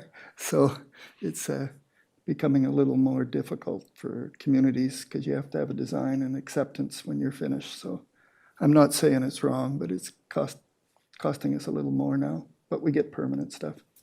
For sure. Director Bax? Yeah, my question is like, if I just arrived here today and looked at this, and is this the very first bridge that humankind has ever built? Why do we need to spend $115,000 to design a bridge? There are bridge designs that would fit this. It just boggles my mind. I'm sorry, but that's just what I wanted to say. Thank you. I imagine there's geotechnical to make sure, footings or foundation are good. Impede our ability to replace bridges on a more economical scale. Thank you for the question. Yes, it's not necessarily going to be the actual bridge materials that sort of will come out of the technical analysis that would initially be done, and it is the sort of the scope of the analysis that is required that contributes to these initial planning costs. And from there, decisions can be made on sort of what type of materials you can be used, if you're going to be using off-the-shelf plans, or if it's going to require something a little bit more specific designed by a qualified professional. Thank you. Thank you. Director McMahon?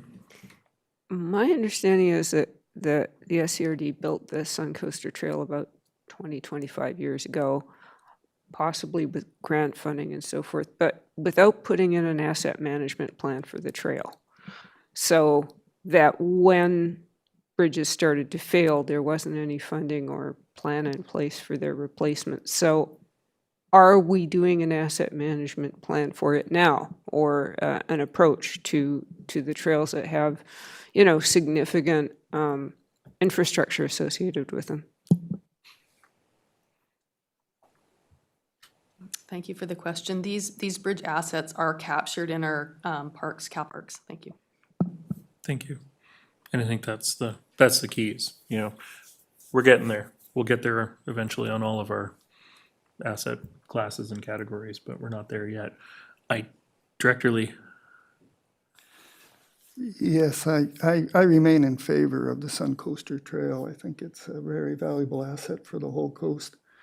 So I'd like to make a motion to approve and incorporate item 7 on page 238.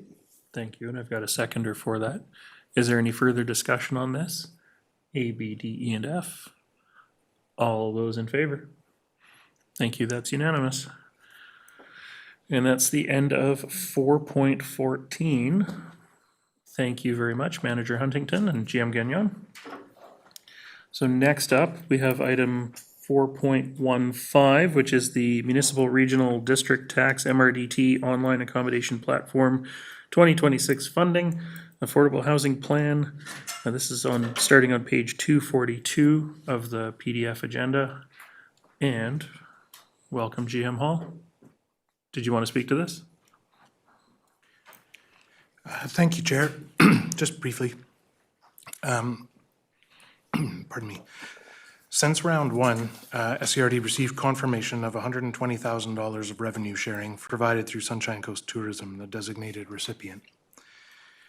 The board can decide how to allocate these funds in alignment with provincial program guidelines, which are hyperlinked and summarized on page 3 of the report, and subject to approval of a plan by the province. The report contains recommendations which are reflected in the budget proposal that follows, which are to continue the Regional Housing Coordinator contract, and the board received a delegation reporting on progress on this at the end of November. And secondly, to use remaining funds to provide support to all Sunshine Coast local governments for affordable housing initiatives. Thank you. Thank you. And I'm seeing in the report sort of an option 1 at the bottom of page 244, and then an option 2 on page 247. Is that about how funding apportionment could be determined. Go ahead. Thank you, Chair. It's entirely the board's discretion about how to use these funds with those constraints that I mentioned in the introduction. Staff's recommendations are built on continuing an existing contract and in alignment with the materials that have been presented to the board, and then seeking highest and best use for remaining funds with a streamlined approach that would integrate funds that are use that or another, and that's option 2 is included to make that discretion clear. Thank you. Thank you. Director White. Thank you. I've discussed this with my staff at the municipality. Also reflected on it pretty deeply from my years working, trying to advocate for affordable housing on the Sunshine Coast, and also through my position as a liaison on our housing action table. And I think what I've come to in considering highest and best use, which I appreciate the GM raised as something we should be striving for, is what we could really use is some project allocating this finally, some funds finally to actual boots on the ground units, building housing. And that would need to go to nonprofits, not into the coffers of local governments. So I'm kind of, this is a bit of a new position I'm bringing forward after this reflection, but it is, over the years, it's something I've observed as a project, try to build projects. So at sometimes, pressure will be redirected to the local government saying, hey, can you kick in some money? And quite often we say, oh, we don't have any, and then that can delay some of these projects indefinitely. I know that has probably happened with some of the projects in Sechelt too, because there's been some unfortunate delays on the Lions housing and some other things. So instead of, and at the same time, there's been unprecedented funding from the federal and provincial governments for planning in local governments, and I don't necessarily feel we need to send any more there to that, and I don't think that's what the public is looking for either, because we all know what we need is units. We don't need more plans, and I've already been a little bit somewhat disappointed, and I've been open about that at the town in some of the studies we end up funding, because the province makes us funds it and then makes us do these studies that tell us things we already know, which is we need more units. So this longish speech is to reach the conclusion that like separately in different pockets, but like held in one place, maybe held by the affordable, well, it might be a conflict for the Affordable Housing Society because they have their own projects, but it could be maybe presided over by the Housing Action Team committee to actually go to nonprofits in need of project funding so we can get some units built. Thank you, Director White. That's an interesting suggestion, and yeah, if we can do a lot more with $55,000 as a single participating project than somebody coming hat in hand, all the government's looking for a few bucks, right? Follow up, yeah. Sorry, one additional point I'm sorry I forgot to say is that I think we also need to recognize, especially at this table, that the few affordable housing opportunities we have on the coast that end up being federally and provincially funded help the whole coast. Mm-hmm. Whether it's the Pender Harbor bill that I see is getting increasingly advertised right now for the seniors, or or whether it's anywhere. And, you know, we see it in Gibson's, where we've got the successful Shaw Road, and I know people in there who are from all over the coast end up living there. Thank you. Director McMahon.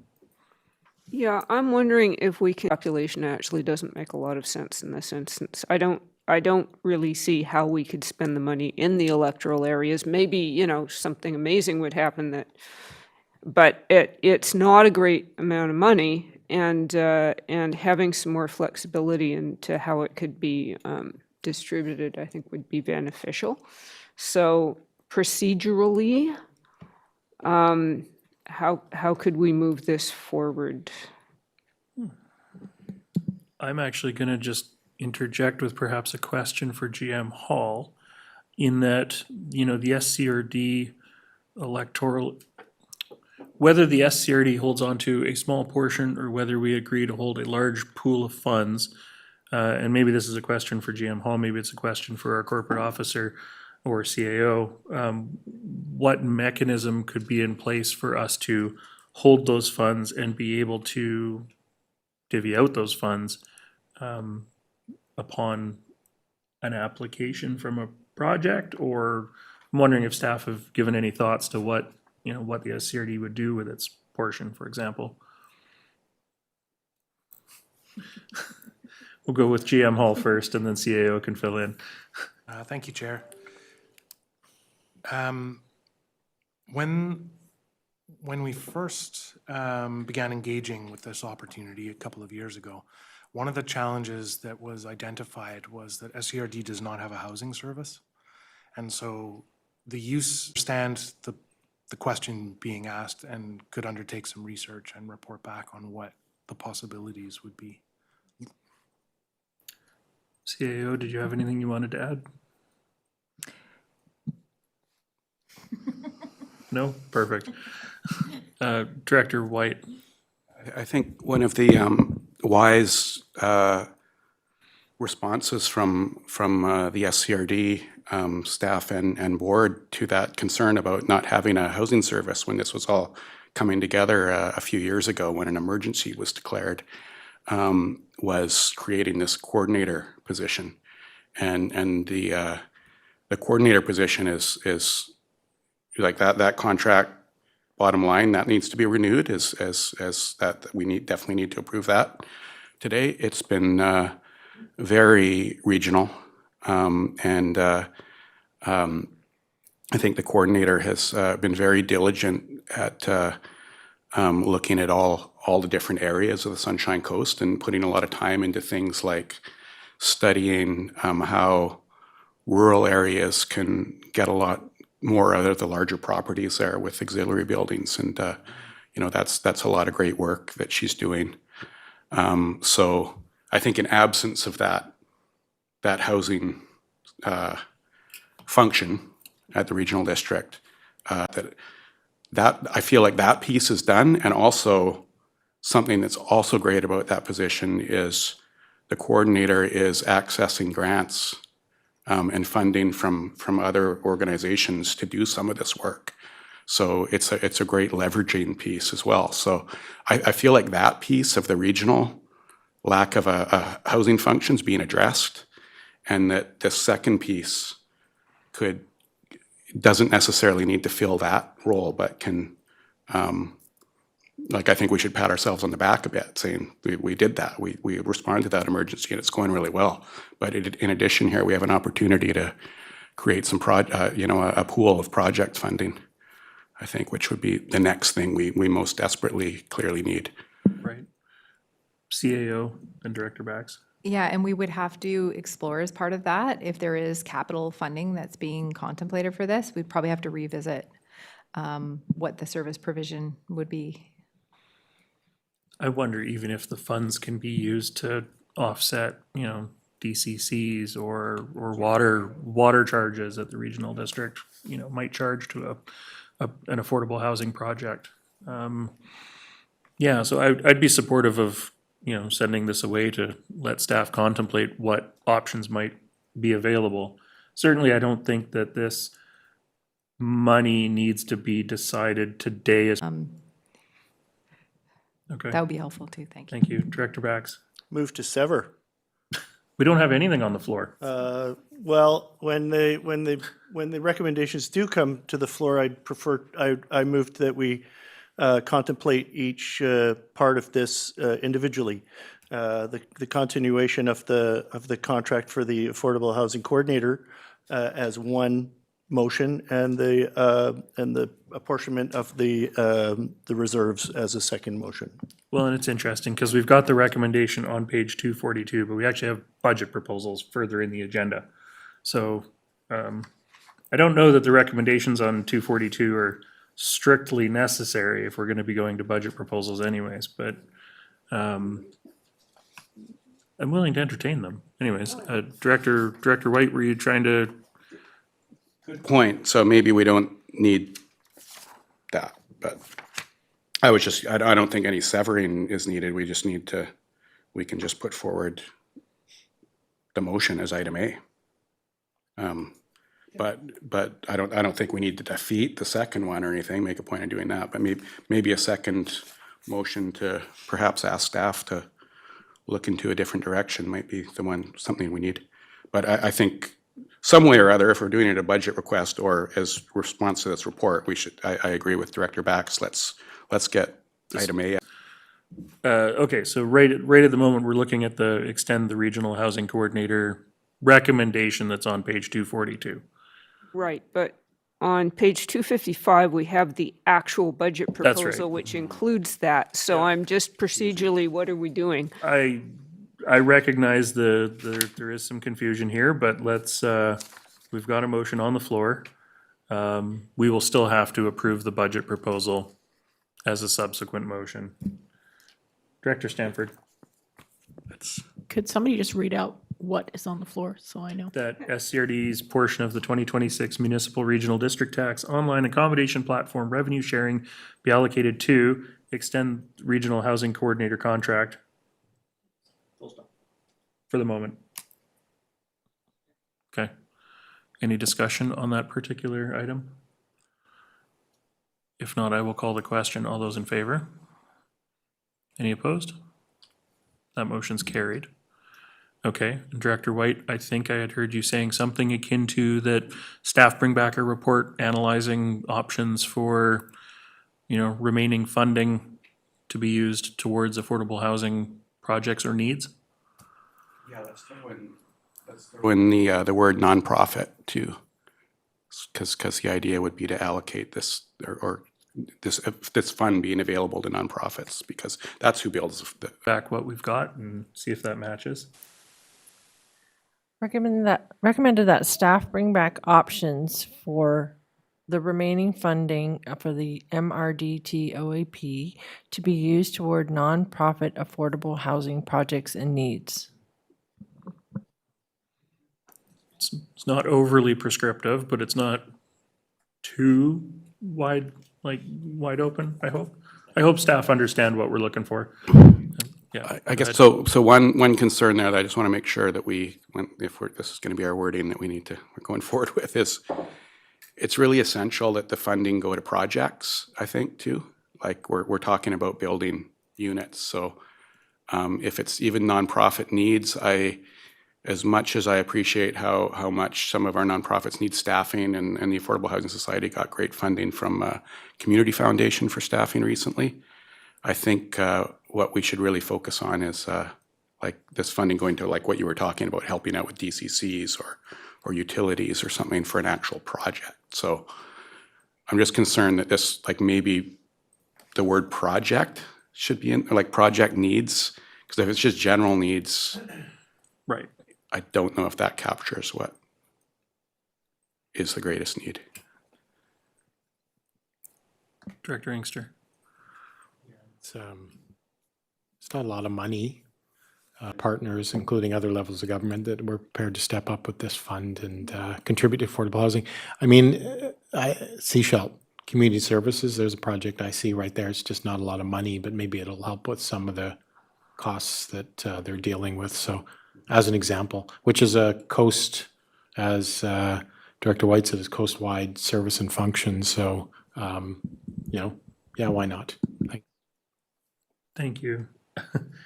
Director Bax, Director Stanford, and then Director Lee, and then Director White. So I think the language that we're searching for is something along the lines of affordable housing project needs as part of, to cover our bases on this one. I don't want us to get too hung up on crafting a motion one word at a time here at this table. I think between what we've indicated and what staff has heard, we'll land on something. Director Stanford. Yeah, I think there's various models out there that fit the profile. The Islands Trust Conservancy does this type of funding for survey costs, for any kind of background costs that would be required that do add up for anybody looking at this kind of thing. So there's certainly a lot of models out there that would be easy to find. All right, Director Lee, and then Director White. I agree 100% with what we're talking about here. I was just wondering, until some future time, that we can make a decision on what to spend it on. Maybe we already got the vehicle to do it and just keep deferring it until we spend it. For a future decision. Thank you, Director Lee. Director White. I'm sorry, Chair, but I would like to do it word by word, because I just feel like that needs is so general. I want to put in, even add a word that, to Director Bax's suggestion, construction project needs. I would feel much more confident in going forward with that, because we know there's a really wide range of, there's even when it comes to projects, doing another study might be a project, but there's still, like I said, there's a lot of avenues for study money right now. And right. What's really hanging a lot of housing up is these construction project funds that aren't getting funded. As the mover of the motion, you're targeting construction project needs? Yes, if that's okay with you. Director Bax, you seconded that. Were you supportive of that? I am supportive of that. That's all I needed to hear. Thank you. Okay. Sorry, I want us to move forward because we could spend all day talking about affordable housing. Yes. And we've still got a substantial part of this agenda to get through before 2 o'clock in some manner. So Tara, I'm going to come to you one more time and we'll see if we've landed on something that directors are happy with. To be used toward nonprofit affordable housing construction project needs. All right, we're happy there. Nobody wants to insert a comma somewhere. All right. I'm not seeing too many alarm bells from folks. GM Hall, that's clear? Yes, Chair. Thank you. Thank you. I'll call the question then, before somebody wants to put an apostrophe in somewhere. All those in favor? Any opposed? That motion's carried. Okay, thank you. And with that, we're going to move into 4.16, 4.16. And so with the budget proposal itself, I guess, yeah, from a process question, corporate officer and CAO, given that we've made motions to this effect, have we superseded this? Because it's option one is the regional housing coordinator, and then we've asked to go somewhere different with the second half of the funding. I actually think this one, the motion here that's on your page is more about how the funding is going to be allocated, the amount, and the apportionment on page 254. So I don't think there's any harm in making this motion as well. It doesn't supersede it. The other one is more about the action of entering into an agreement, and this is more about the inclusion and the source of funding. Okay, so we're basically looking at budget proposal one would be $85,740 to fund the regional housing coordinator, funded from MRD Regional Housing Coordinator? Just clarifying, it's A only, yeah. Correct, that, yeah, was the $85,740 for the regional housing coordinator. Then I will call the question. All those in favor? Thank you, that's carried. Do we need to make a further motion that, you know, the remaining funds, like the budget proposal for the remaining funds be deferred? I hear a sure. So pending a staff report. So, okay, I've got a mover for that. Second, any discussion on that? All those in favor? Thank you, that's carried. Okay, back on track. Thank you, everybody. Thank you, GM Hall. Next up, we have 4.17, which is a 2026 Round 2 budget proposal for 540 Hillside Development Project. This is on page 257 of our agenda package. And budget proposal number 2 on page 258, staff are recommending abandonment of this budget proposal. GM Hall, did you have anything you wanted to add to this, or? Okay. Would somebody like to make a motion? Director Stanford? Move to abandon? Move to abandon, sounds good. Second. And I've got seconders for that. I don't see anybody wanting to debate it. I'll call the question. This is all directors, all those in favor? Any opposed? Ability study, funding options, item 4.18, starting on page 260. This report's here for information. Chief Michael, did you want to introduce or speak to this? Thank you for the opportunity. I haven't prepared an introduction for this because this is basically the introduction for the budget proposal, but happy to answer any questions. Thank you. So any questions on the staff report? Director Stanford. I'm not sure who would respond to this, but I would just like some kind of clarification as to why this particular initiative is not eligible for an area feasibility study funding, whereas New Brighton Dock was. So if I could get that clarified, thank you. Thank you. CAO. Yeah, so the way the request was written was in order for us to extend the existing service, and so it's that's the legislative requirement. It's essentially changing a map line is the exercise that we're undertaking. It's not to establish a new service. So legislatively, this is the way we have to recover the funds. So we've provided options, different type of alternatives even within the existing service. Thank you. Thank you. And I guess the follow-on to that compared to the New Brighton Dock example is a challenge because the fire commission set out that let's look at this as long as it isn't funded through the function.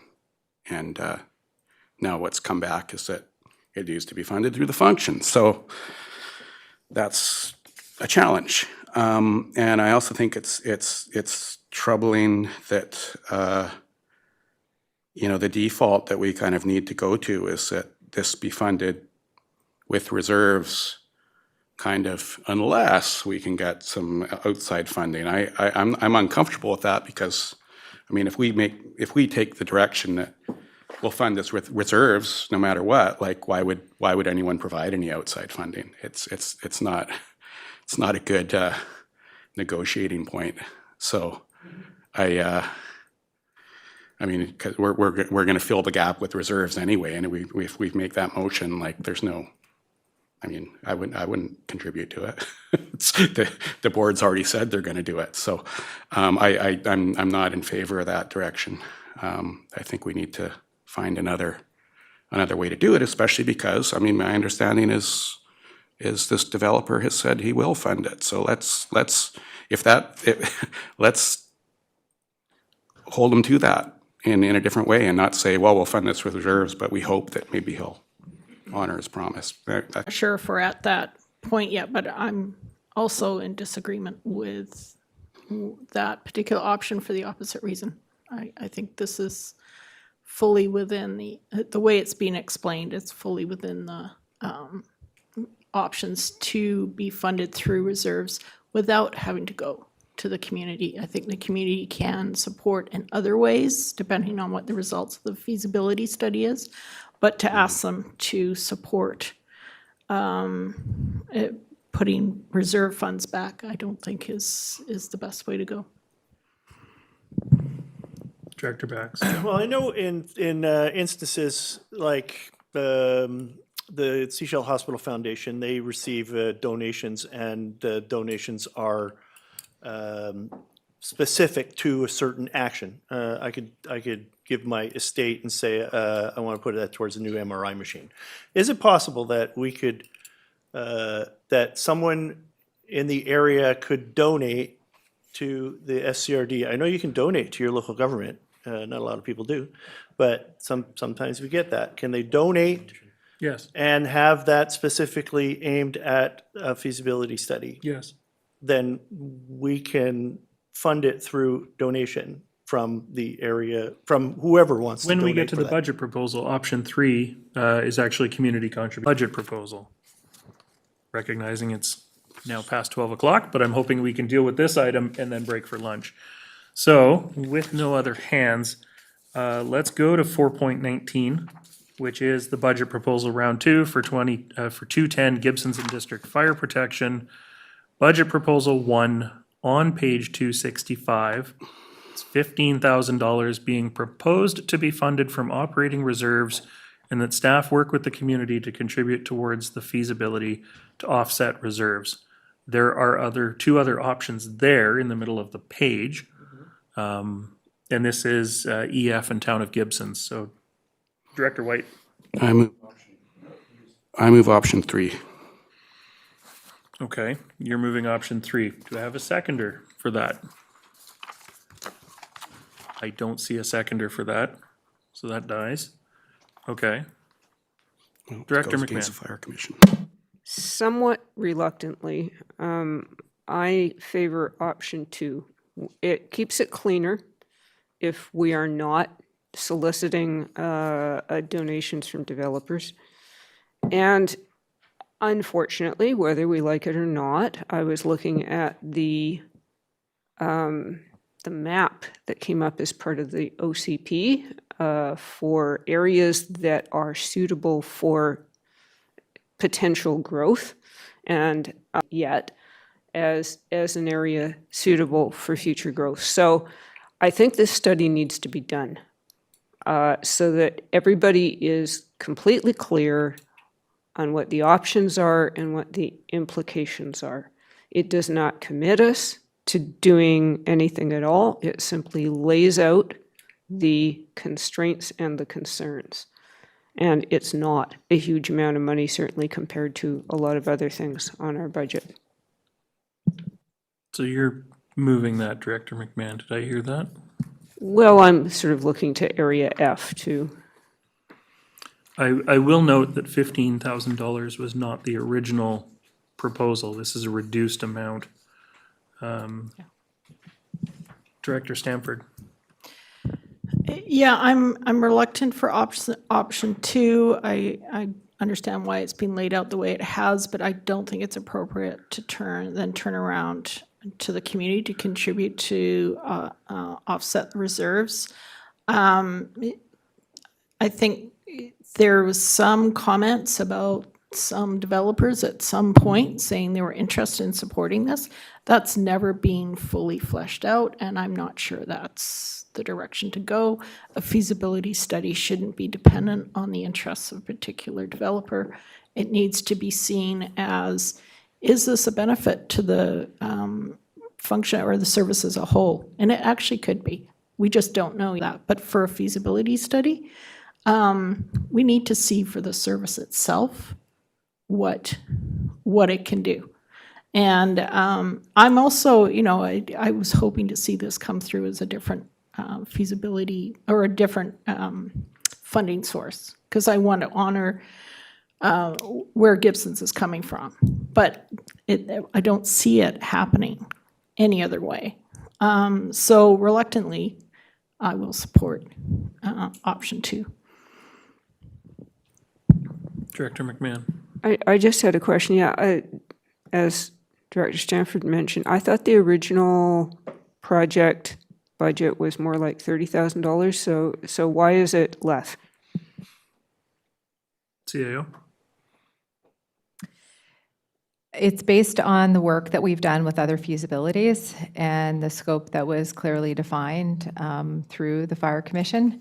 And so we did there's a lot that internal staff can do. And so there's not a significant public engagement piece. There's not significant engineering studies. This is something that very reasonably could be done with this amount or less.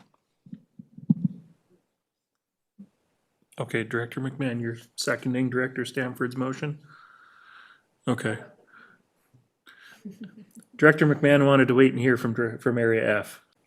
Work with the community to contribute towards the feasibility to offset reserves. So it would just be, I move the operating reserves. And that staff, and that's it. End of story. That the money come out of $15,000 funded from operating reserves. reserves. Yeah. You'll second that? Okay. Any other comments from directors? Director White? Yeah, I guess we've had quite a lot of conversations about this, and I mean, I can't help but remember one where we started to talk about, well, I mean, if we're really shifting to more rural area, remote kind of area, firefighting, and focusing, when we focused a ton of time on that in fire commission meetings, this conversation in the last year, and this is just going to keep going with this. So is like, do we need to look at separating out the fire departments and looking at like a more, maybe a municipal, going back to municipal fire department for the town and looking at a more rural firefighting techniques and approach from that the town has too, which are in the function already. And I mean, some of those needs are, I mean, those came up in the most recent quarterly report, and like, and there's good news about new hirings and stepping up on some of the business inspections and that kind of work, which is really, really great and beneficial and kind of more about the needs that the town has. So I feel like that's the road we might be headed down here. And I don't think that's going to be covered in the $15,000 study, but it's probably on the way. Thank you. Director Stanford. Yeah, we've really talked about this a lot, and I think partly this feasibility study will at least give us a little bit more information about that. But it also needs to recognize that the rural areas of E and F have urban sections to them, and that a lot of the function that works for the town of Gibson's also works for parts of the rural areas. And so we need to be able to work with that. It is a possibility that it's not just about one development or anything like that in Area F, that just a very specific one-off request that I think is appropriate coming out of reserves to just see how far that area into an urban firefighting service. So I think this will help inform those long-term questions. Thank you. Director McMahon. I'll just point out that we identified at a previous fire commission meeting that there isn't a current strategic plan for the fire department, and there needs to be one. And I think this can be one of the pieces that informs a larger strategic plan, which does need to be established. And I do just want to commend staff for finding, like, for literally cutting the ask in half from the original almost 30,000 down to 15. So I don't see any other hands up. I will call the question EF Town of Gibson's. All those in favor? Those opposed? Director White opposed. That motion's carried. Okay. Given that a couple of the directors have left, I'm thinking we're going to stop for lunch at this point. It's 12:12.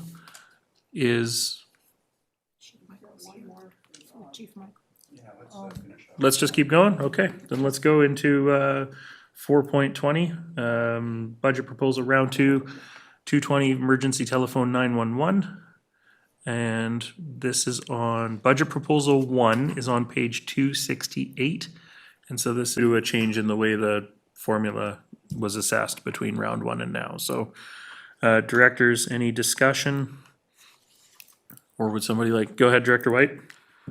Yeah, I was unfortunately given the heads up on this from one of my colleagues elsewhere in the province that like look out for ecom. It's going to be more downloading. And here it is. Also, I just want to comment on I think the dissatisfaction that I'm hearing, because I mean, there's a lot of public safety concerns in Gibson's right now, and I'm hearing it on a daily basis that people's experiences with ecom are really poor. There's kind of a script that they do, and you get into arguments with them because they're saying, what color of socks is the person wearing? And like, meanwhile, someone's in distress and going like, they're right in front of me. Just get some police here, right? Yep. Like it's really unacceptable in a small community, especially. Like, I feel like maybe the script is set for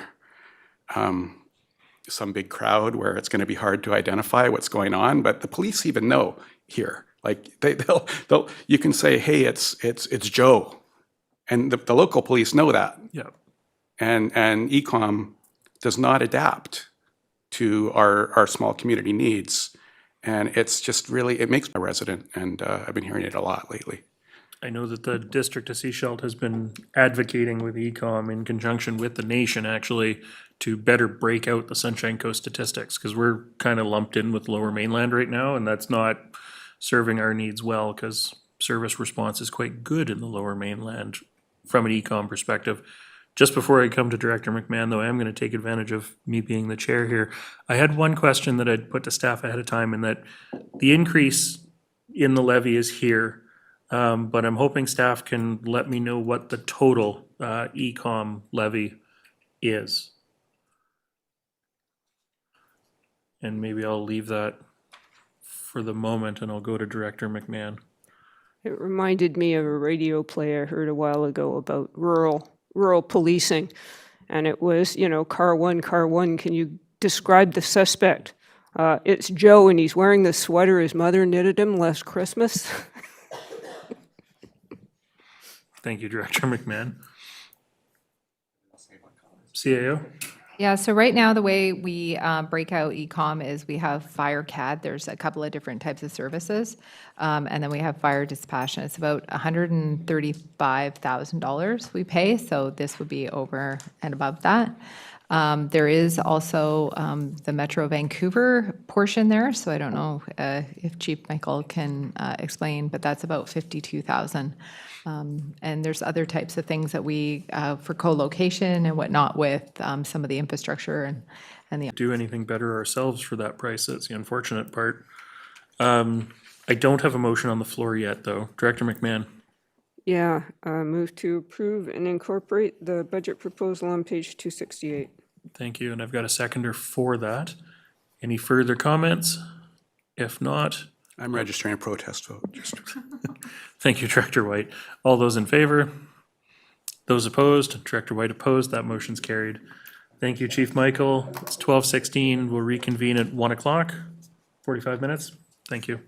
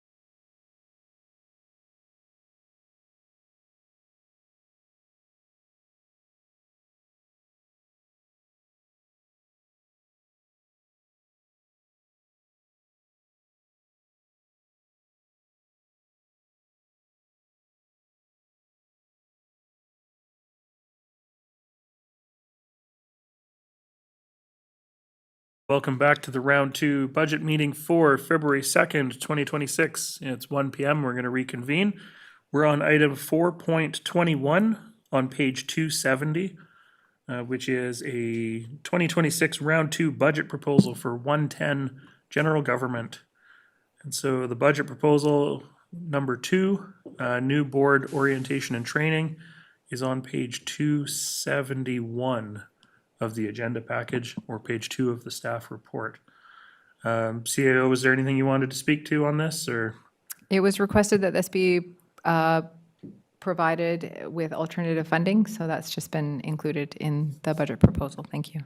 Thank you very much. And Director McMahon? Yes, I'd like to move to approve and incorporate in the budget. Thank you. And do I have a seconder for that? Seconded, a couple of them. Director Inkster, I saw you reach for the microphone. Was that on this one? Or, okay. Any discussion on the motion? This is voting all directors because it's general government. All those in favor? Any opposed? That motion's carried. All right. And next up, we have item 4.22, Seashelt Public Library 2026 funding request. This is the, CAO, was there anything you wanted to speak to on this, or? Yeah, just to highlight that this particular All directors? Or would it just be the 3 participating services? Because they're individual services, so they'd ordinarily be all directors. Well, in your committee, you could, because they're each independent service, so it would be all. Interesting, okay.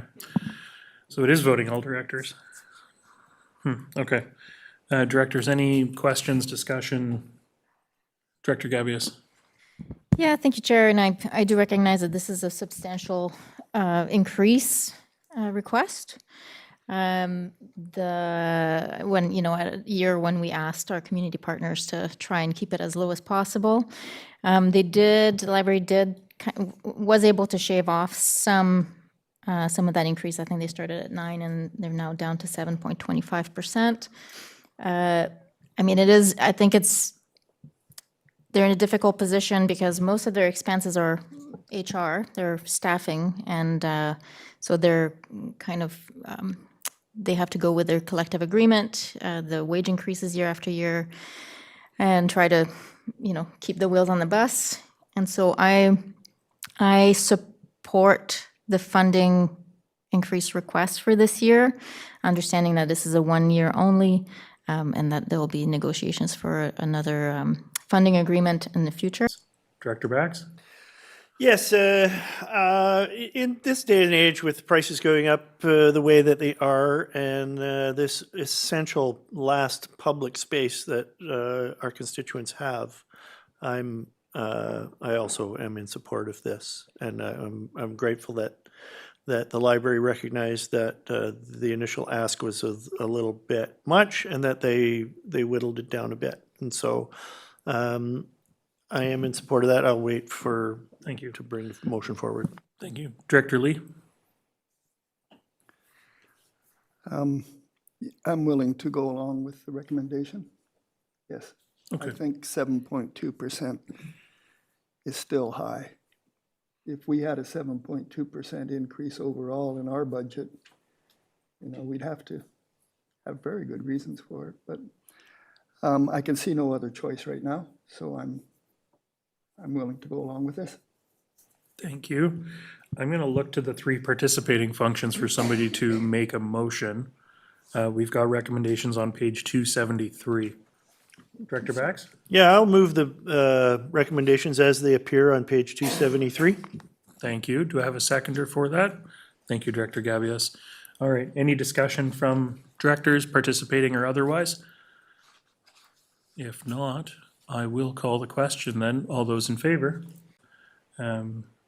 CAO, did you want to speak to this? Yeah, so the board made a prior motion, so this is just here for decision as far as if the board would like to proceed with funding it. Thank you very much. And Director Gabius? Yeah, thank you, Chair. I'm hoping the board will support this request. This seemed to be some some enthusiasm at the round one, but we wanted to figure out what would be the best funding mechanism for that. So LG cap it is. And so I would like to move the recommendations on page 280. Thank you, and I've got a seconder for that. Is there any discussion on this? This is voting all directors.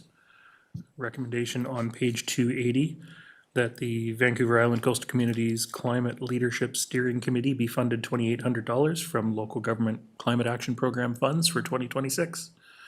And seeing no hands, all those in favor? Any opposed? That motion's carried. Okay, next up, this is what everybody's been waiting for all day. 4.24, electoral areas grant and aid discretionary balances for 2026. Directors, this is starting on page 286. The actual charts start on page 287 and 288 and 289. And so we will go each area at a time to see whether directors want to reduction on this item or happy to sort of go through it. Okay, let's start with area A.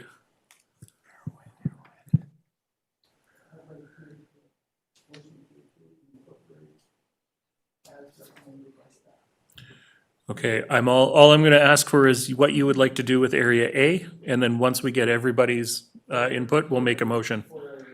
Okay, so you wanna sort of approve, that's the 19,440? Yeah, the surplus control. Okay, thank you. Area B. Same.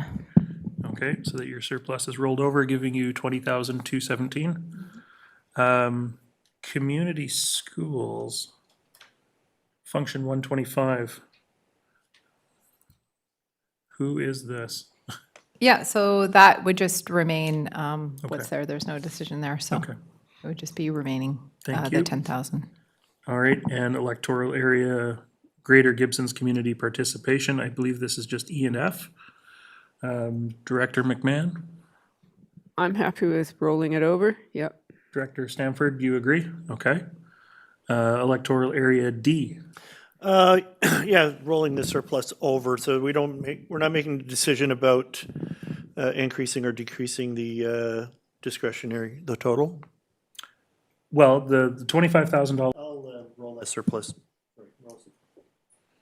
I'll roll that surplus in. Okay, so that would be 26,815. Okay. Electoral area E. Yep, let's carry it forward. Okay. And electoral area F. Carry it forward as well. Okay, so may I have a motion to adopt, or approve those grant and aid discretionary balances, and that the draft 2026-2030 financial plan be updated accordingly? Moved, seconded. Rural directors, all those in favor? That's carried. Thank you. Okay, so that's that. We have no communications. And so for new business, on the cover page of our agenda, we do have a recommendation that was postponed to round 2 budget pending the conversation at the intergovernmental meeting. And so if you look at your cover page, that is around community recreation 2026 capital funding. Now, staff are proposing a possible alternative direction, so I'll turn it over to the CAO. Thank you, Chair. So as was presented in the surplus deficit report was consideration of amending or an alternative amendment to the capital funding. So what's in front of you here is reconsider the funding to $500,000 for 2026. We increase it to $750,000 for 2027, up to $1 million in 2028. And hopefully by that time, we have more information to inform from the recreation needs assessment. And it also, I think, aligns with the board's financial sustainability in that you're not creating significant spikes. You're also, I think, honoring the recognition that you want to move towards that $1 million and recognizing that we need to make some decisions on our recreation facilities, either current or future. And so that is some alternatives and can be varied any way in the middle. Thank you. I'm going to go to Director McMahon and then Director Inkster. Yeah, a couple things. I note that the wording has changed, so it doesn't say be allocated to new facilities, which is good because that was one of my concerns. It doesn't say here whether this is regular property taxes or just taxed on improvements. What's the deal? So the way the current service is established, it's already determined that it's on improvements only. We can't change that. It's just ad valorem on improvements only. Thank you. And Director Inkster.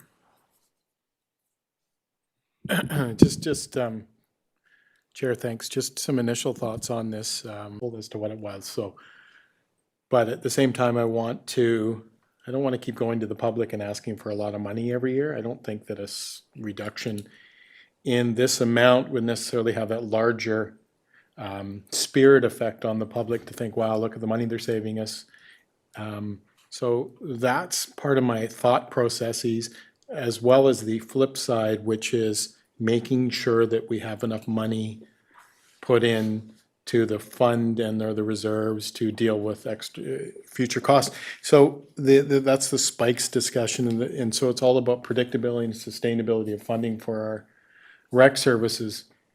That having been said, and this is more of a question through you than that having been said to the CEO, CFO, is if we are increasing that amount over 2 years, is that in reaction and or in reference to a need in the rec facilities? Is that what that is? We know that there's going to be a need, or is it all about making sure that fund is at a certain level based on the predictability of rising costs over the next 10 years, let's say? CAO. So based on the motion that is in your agenda, I think it's on page 4 of your agenda, which was, there's 2 parts, right? So the board made a decision just funding critical items.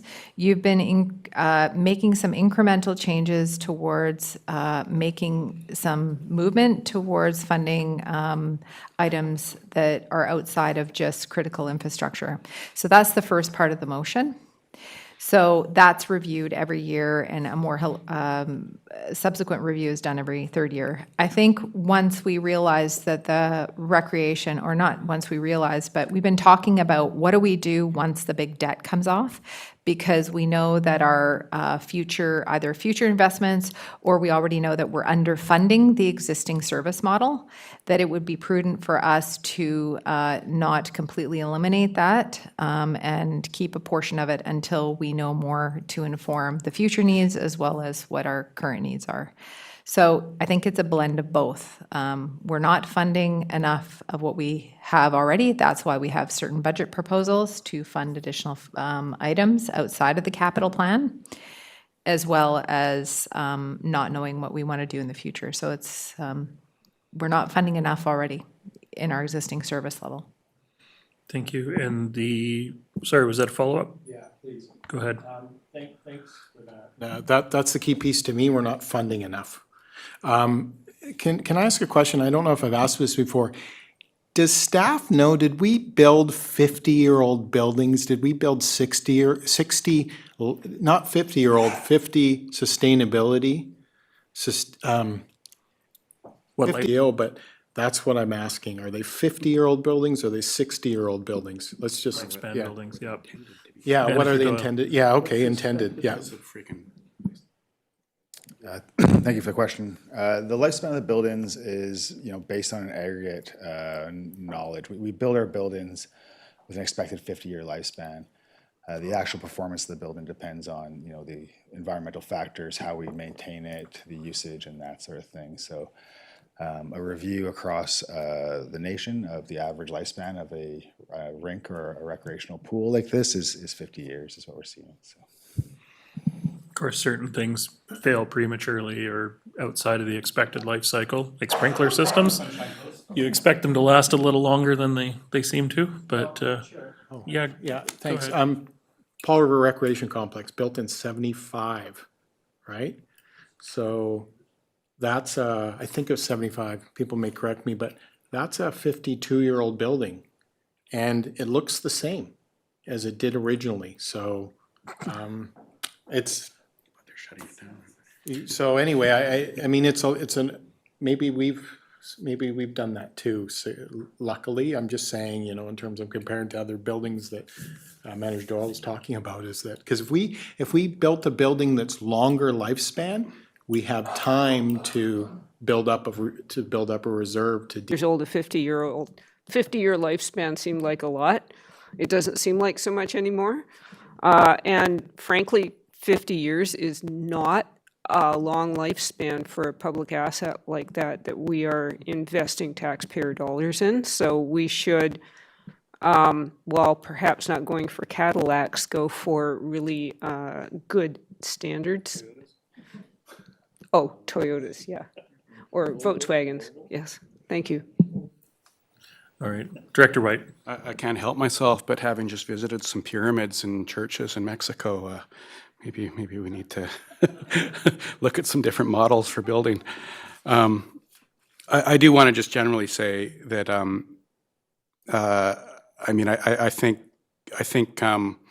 taking some more time on this was wise, because it allowed staff to put some more research and thinking into this, and I support the staff recommendation, and I also want to just say that intergovernmental meeting on budget was really helpful, and I mean, I'm sure some of us had conversations after intergovernmentally, and heard some positive feedback about how the town's looking at asset management, and I thought, you know, that actually looking at what William presented helped me a bit with the regional district, because it's like, not necessarily, I mean, and that's probably kind of the acceptable standard that I was talking about, that we should try to strive for coast-wide, is having some level of standard that we're all, taxpayers can accept or expect from all the local governments, and